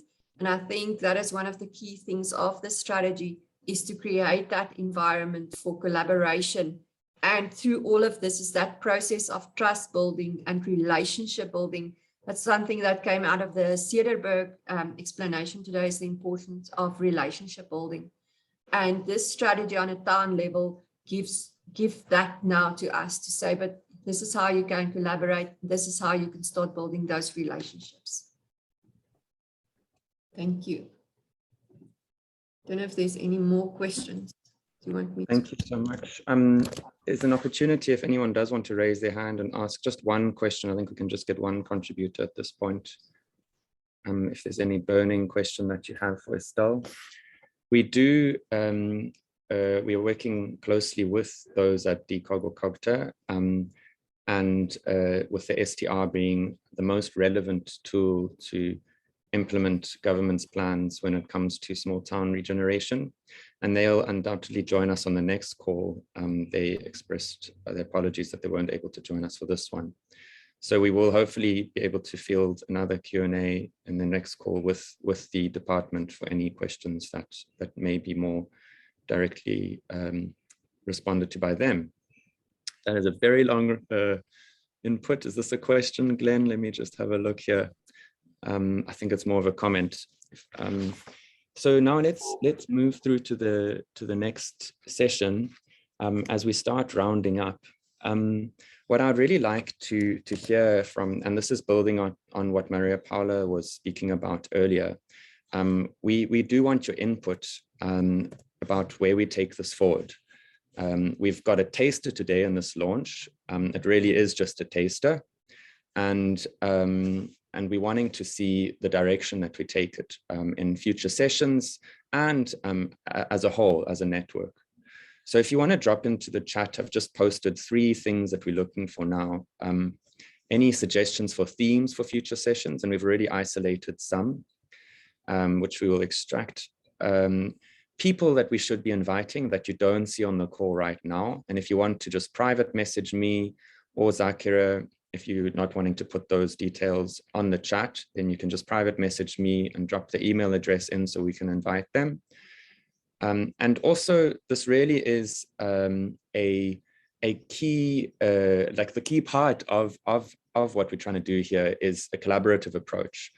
So we did nominate or sort of choose a placeholder name or a working title of the Changemaker Towns Network. I'm already finding some people are struggling with that name, so we shorten it to the Towns Network. If you have any incredible creative ideas of what we should be called as a network, do drop them into the chat as well. And we'll also be asking when we send out the email for any logo ideas. If you want to scribble down a logo right now and share it, I would love to see that.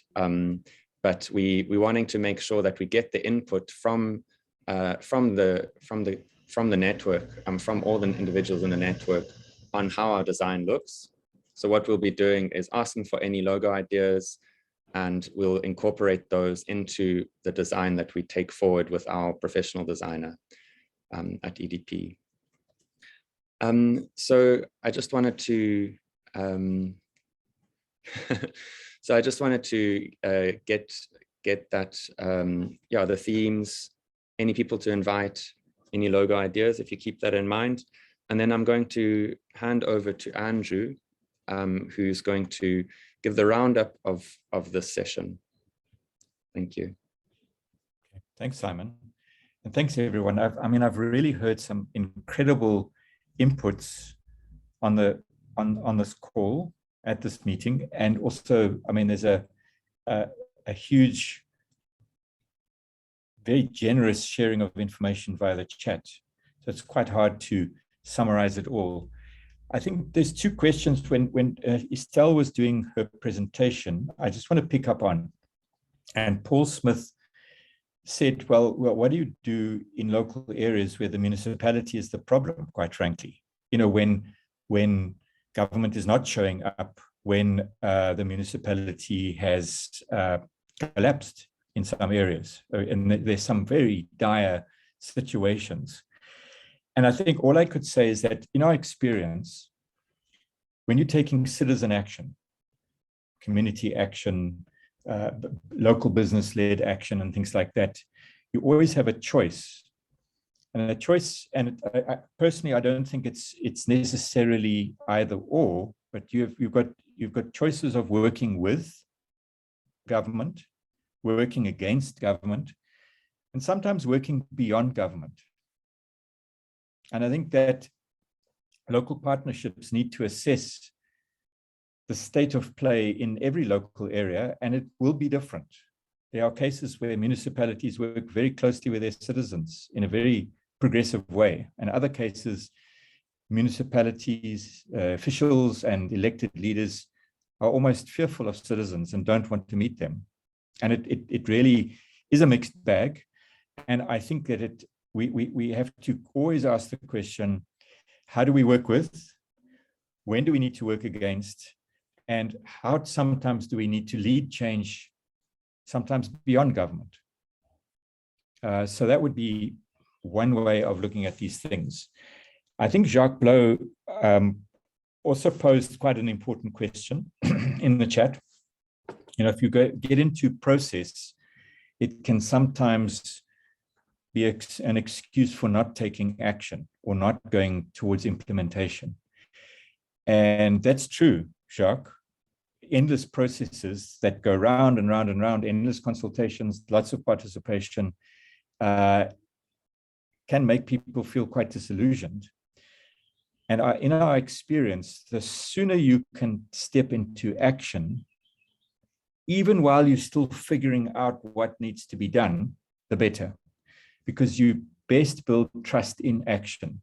When you achieve a couple of small things together, it builds the confidence in the relationships to take on the more complex challenges. And I think that, you know, the cynical slogan of what can we clean and what can we paint and what can we plant and what can we repair, that's a good enough starting point for me, without any elaborate theories. And Cederberg saying, well, let's go for clean water, clean towns, and clean administration. It's another great starting point. And so I would really ask every town represented on this call today, where are you starting? And how are you starting simple and small and stepping into action as soon as possible, and then taking a step back and reflecting and perhaps making it more systematic and more complicated or complex and dealing with some of the longer term issues. But get the action going as soon as possible and build confidence and build morale. That would be my answer, Jacques, to you. Just a couple of things that stood out. I'd like to go back to Doug Reeler's point about how do you build trust? Let's face it, we come from a very often polarized situation on the ground, low trust environments. So you've got to overcome that. And I think Doug's point about being able to tell the story of who you are or where you've come from, what is your history, how have you got there, both past and present, and everyone to be able to listen and hear that story, even if you're feeling a little bit uncomfortable about that story or threatened by that story, is the starting point. So it's about our ability to hear others who are telling their stories and not prejudge them, and not, as it often happens on social media, flame them down and bomb them. And that's why having these discussions on social media is just not helpful, quite frankly. It destroys more than it builds.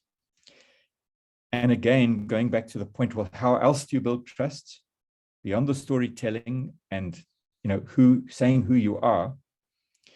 Is that stepping into action and building trust in action?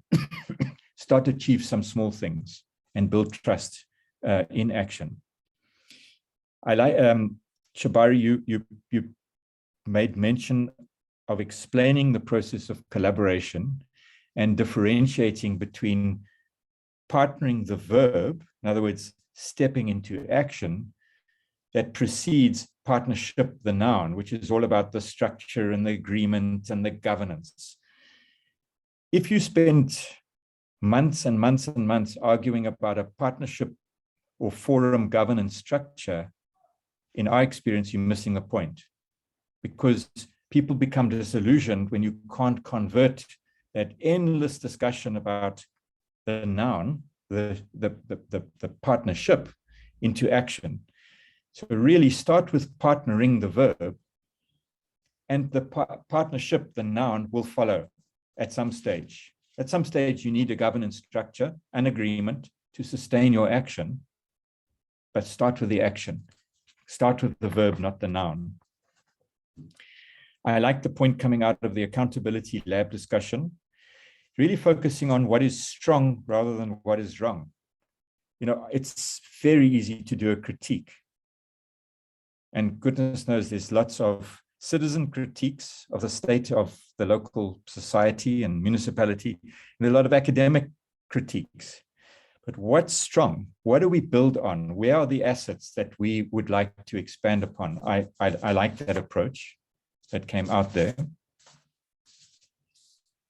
And then Jan, your point, it always goes back to this, at the heart of the matter, who is stepping up and taking responsibility for building that cohesion, as opposed to just advocating or lobbying for one point of view or another point of view, and then responding in a defensive way if you're the municipality. Who steps up in your town, and what help do you need if you don't have that person or institution to take responsibility for convening and building that social cohesion and helping people work together despite differences? I think that's a critical question. And if any towns need help with us, help with that, we need to hear about that and use this network as a signpost to who is out there who's got experience in doing these sorts of processes and can help towns find each other if they need that help. Ultimately, it's better that that person comes out of the local community, but if you don't have that, if it's too polarized, how do we help get beyond that? And the final point I'd just raise, Estelle, you made a very important point. I mean, it's really good that formal government policy acknowledges whole of society approach, because for many years, government has tended to be about government and not about society and the role of citizens, or it's paid lip service to that. So accepting a whole of society approach, encouraging citizens to take action from the bottom, that's a good starting point for public policy. Estelle, you talked about how do we create an environment for change? And here I think one of the themes that I would certainly like to put on the table here is how do we encourage a public sector institutional and leadership culture change? Because if I look at where the South African state as a whole, national, provincial, and local, generally, I'm generalizing now, but I think that we recognize this in our experience of working with government over the last 25 years, how it's evolved. There tends to be an inward focus. In other words, it's governance for government, not governance for service delivery and citizens and society. And there tends to be an upwards accountability to political parties and auditor generals, rather than a downwards, an outward focus and a downwards accountability. And I'll just tell a very quick story, Simon, as we end. We ran an exercise with a sphere of government in one part of the country, where we asked the political leaders and their heads of department to take out their diaries, look at their meetings for the last month, and add up how many meetings had been with themselves versus how many meetings with people outside of government. And secondly, how many of their meetings were in government premises and how many were out on site in the community or in the business areas and things like that. Not surprisingly, the answer that came back, and people acknowledged this quite ruefully, that 9 out of 10 meetings are about government for government, and only 1 out of 10 was with people outside of government. And 9 out of 10 meetings take place in government premises, and only 1 takes place on site. That's the culture we've got to change. Practically, how do you get government to engage and change their diaries and focus on meeting with citizens and businesses and external actors, and to get them out of the offices, the corridors of power, and actually into the community? And that's culture change. Thanks, Simon. Thank you, Andrew. Thanks so much for that great input. So I'm going to drop into the chat one last link, and that is a form that we'll also send out. It's basically a nomination form, which I'll explain now. And also, if you want to be added to the database in more detail, or if you have other people to add, those are where you can put the details on. So what we're going to do now, and if you can get ready with your videos on, is firstly have a quick look. Sorry, Andrew? And unmute, Simon. And unmute, but not quite yet. Okay. If that's okay. Thank you, Andrew. Andrew, I am MC here. Okay, go for it. So just have a look here. I'm hoping people can see the word cloud. This is what people set out at the beginning of the session of what they hoped would be achieved, or why they were here rather. And we had learning as one of the big common words between many people, to learn and learning, partnership, support, information, ideas, collaborate, and partnerships. And I feel like just in this session, I mean, this wasn't set up, I promise it wasn't set up as such, but I do feel like we have achieved a lot of this. However, if you have feedback on it, please do drop me a mail. And I will, let me see here. Are people still seeing my screen? Yep. Okay, I'm trying to stop that now.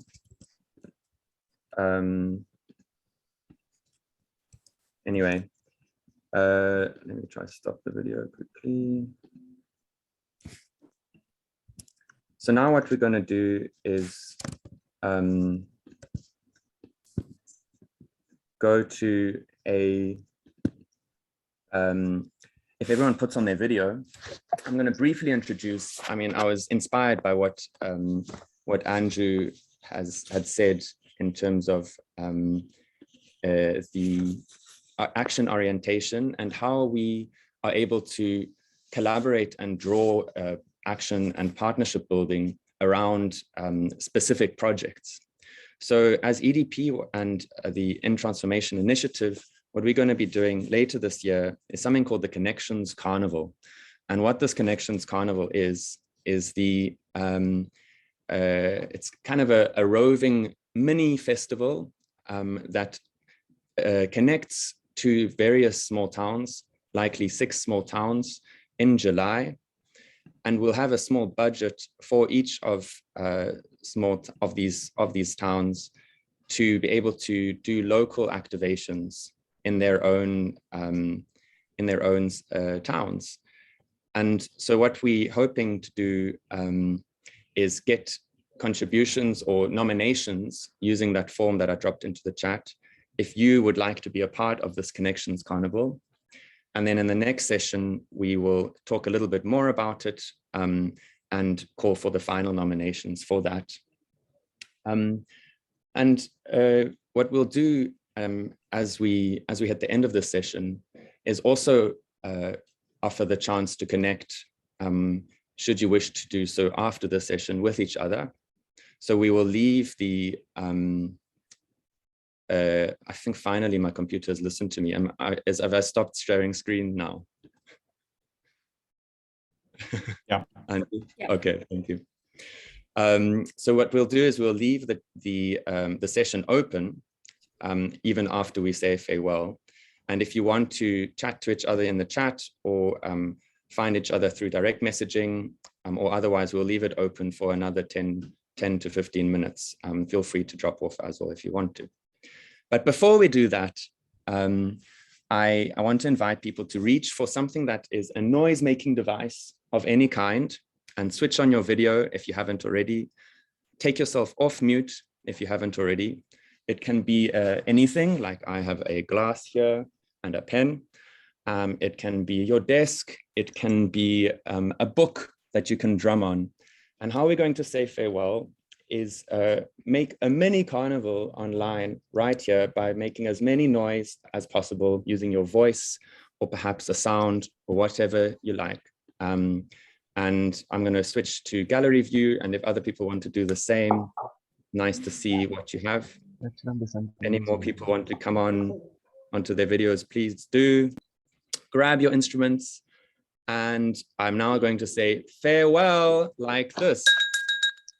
And join me. And join me, please. Piano.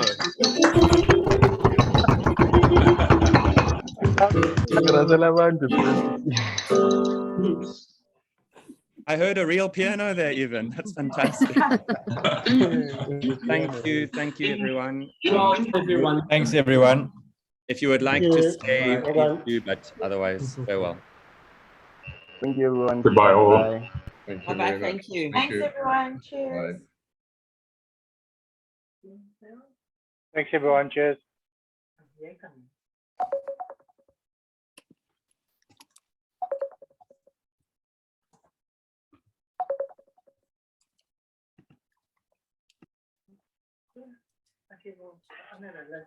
This is an unstructured session. If anyone wants to just go up, chat, or it's popcorn, it's whatever. I'm going to be here, but I'm not going to chair. And also, if anyone feels awkward and wants to leave, please do. Thanks guys for joining. Hey guys, hi Simon. Thanks for your contributions. They were really fantastic. I'm definitely going to look into some of those resources that you put forward. No, actually, you know, I'm working on quite a number of things at the moment, and you know, it's I'm actually looking towards the EDP as the vehicle for implementing many of my initiatives that I've started with within government. So I think we having the opportunity to be able to see across departments and programs and understanding how they operate. I think it's something that most people don't have access to, so it's a great opportunity for me to then provide my contributions in whichever way possible. But I think the EDP is a fantastic forum or place to bring all the pieces together, because I think that's where we missed most. I think one of the key things that when I started with the Nourish to Flourish project that we're executing, one of the key problems we're facing is identifying the needs. And that is a key challenge at the moment within government itself, because our constraints that we actually don't have a database that identifies vulnerable people, so we know we can focus our energy and attention on.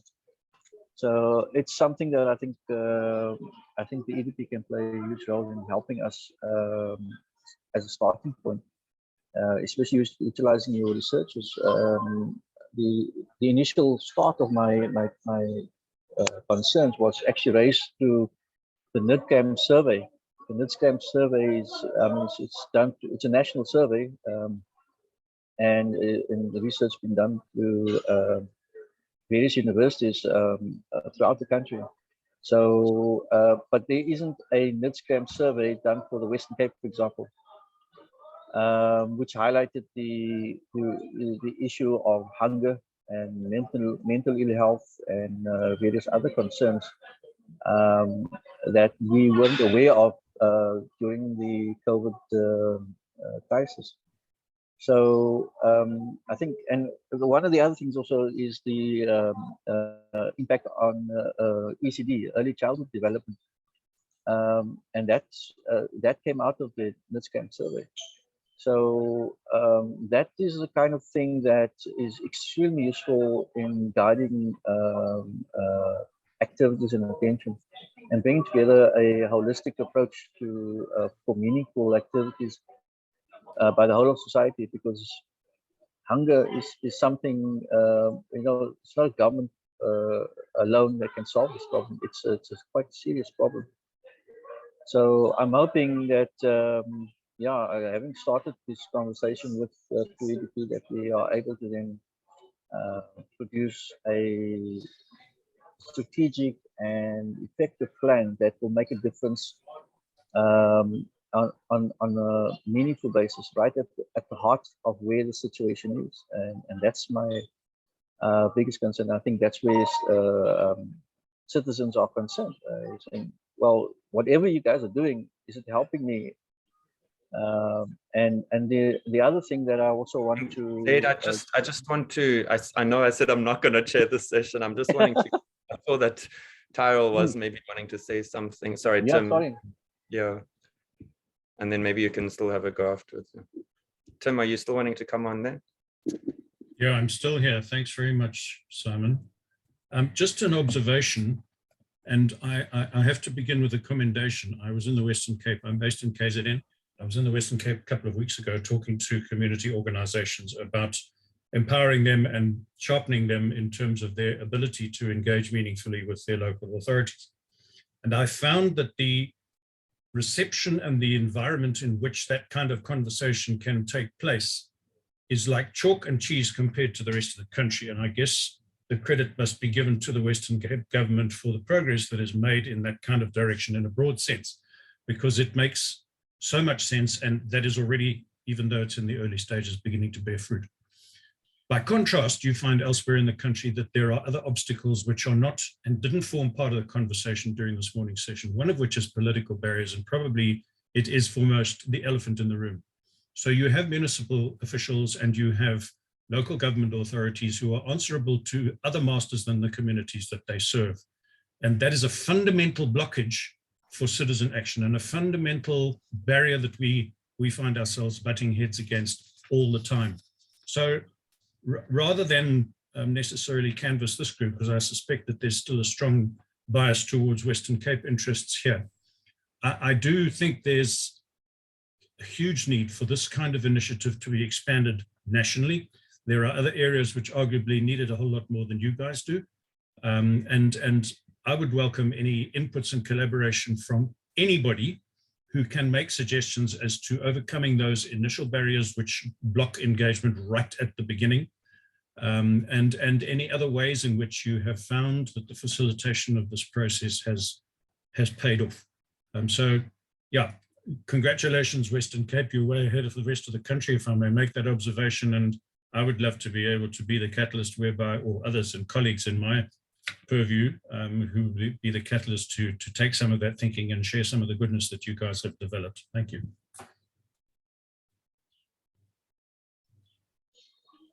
Thanks, Tim. I will be in touch with you if you don't mind. Of course. Thank you, Zeda. I welcome that. Thank you very much indeed.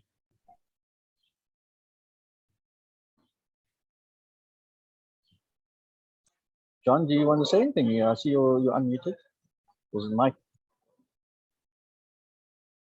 Mike?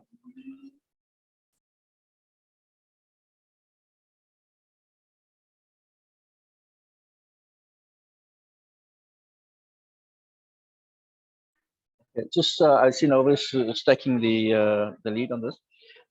Just in response to your situation, Tim, one of the experiences that I found is that fundamentally it's not that the Western Cape is doing following the rules per se in terms of national government, but it's the fact that there's a lot of issues nationally, systemic issues that has been created nationally that is blocking creating these blocks.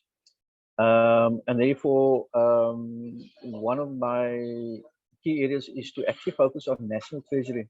National treasury, unfortunately, has created a system that doesn't allow for risk-taking behavior.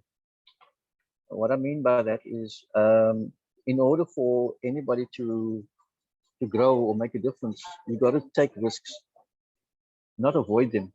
And what National Treasury has done is created a system of avoiding risks. In other words, you know, we will not do something because we will not spend money because there's too many risks. So we've given, basically National Treasury has given all treasuries per se, all the tools to, and management tools to say no because of risk. Hence my research in the governance of opportunities is basically how to take risks responsibly, because that is what we're struggling with. We don't know how to take risks responsibly. And that is one of the things that I'd like to suggest and to you, to either local government that you're involved in, saying here's the tools on how to take this, how to go forward, because it means that because there's no other tools at the moment that is allowing us to do so. Tim? Yeah, I'm grateful for that. Thank you, Zaid. I think you'll find that we as an organization, for those who don't know, I'm from OUTA, which is the organization doing tax abuse. We're probably best known for our activism in challenging government on various issues, and we've been well recognized for a couple of high-profile cases that we've driven lately. But I'm in the local government space and trying to engage with communities and community organizations in order to improve the way in which they engage with their local authorities in order to be able to hold them to account and deliver decent services. So just to come back to your comment, I think you will find that we're not a risk-averse organization. On the contrary, we're quite bold and quite out there when we seek to engage, but nonetheless, it doesn't take away the fact that the objective one is trying to achieve in the short term, which is meaningful collaboration, is simply blocked by people who are almost indoctrinated into the space where they will not engage because they see liberal thinkers as the enemy. And that's a great shame. And I'm hoping that some kind of wisdom will come out of this collaboration where we can find ways in order to be able to overcome that barrier, because it is a blockage, there's no question about it. I think when you know, there's in this space, there's actually two key stakeholders. One is political parties, and then the other is government. And there's a confusion between which is which and who does what. So if I were to put it in simple terms, this situation, politicians are the salesmen of government, and government employees are the ones who actually execute, and the administrators. Maybe they focus too much on administration, but the executors is government employees like myself. And actually what you will find within government environment, there's actually a huge will and want to actually do the right thing. And so perhaps your targeting is perhaps if you're taking the political route, I don't think you're going to get any answers because of obvious allegiance. But if you take the pure government approach, and that when I say pure government approach, I'm saying look at things like the annual performance plans that is produced by each department, and you will find the purpose and the goals of each of the departments. Yeah. Using that information, you can actually then challenge anyone within government exactly why you're not doing this, because this is in your APP. This is you are measured by this. Why are you not doing this? And so it's an easier or more strategic approach than the political approach. Yeah. I get you entirely, but may I just observe or suggest, and this is perhaps slightly lighthearted, but you do come from the Western Cape perspective where you, I think, understand the difference and practice the difference. I think even within government and within politics in other areas of the country, even for those people who are in those positions, they themselves don't recognize the distinction. And so that's where the thing gets blurry. And please understand also, I see it from a platform point of view in terms of giving people the wherewithal to be able to engage. I'm merely reflecting some of the feedback that I get from the community organizations that I seek to empower, or that we seek to empower, and some of the frustrations that they are feeling. So indirectly, they're ours too, but they're not ones with which we come into contact directly, because we're seeking to enable communities to be more effective. And they're saying, we can't get through to these guys. It's really the bottom line. Guys, I really enjoyed just sort of hanging over in the background there. So thank you so much for continuing this dialogue. I'm sure you can continue, and please do exchange contacts. I'm going to end this session. And yes, everyone that's still on the session, thanks again for joining us. And we will be seeing you again in 2 months, if not before. Wonderful, and goodbye. Thank you, Simon. Well done. Yeah, thanks, man. Goodbye. Bye-bye.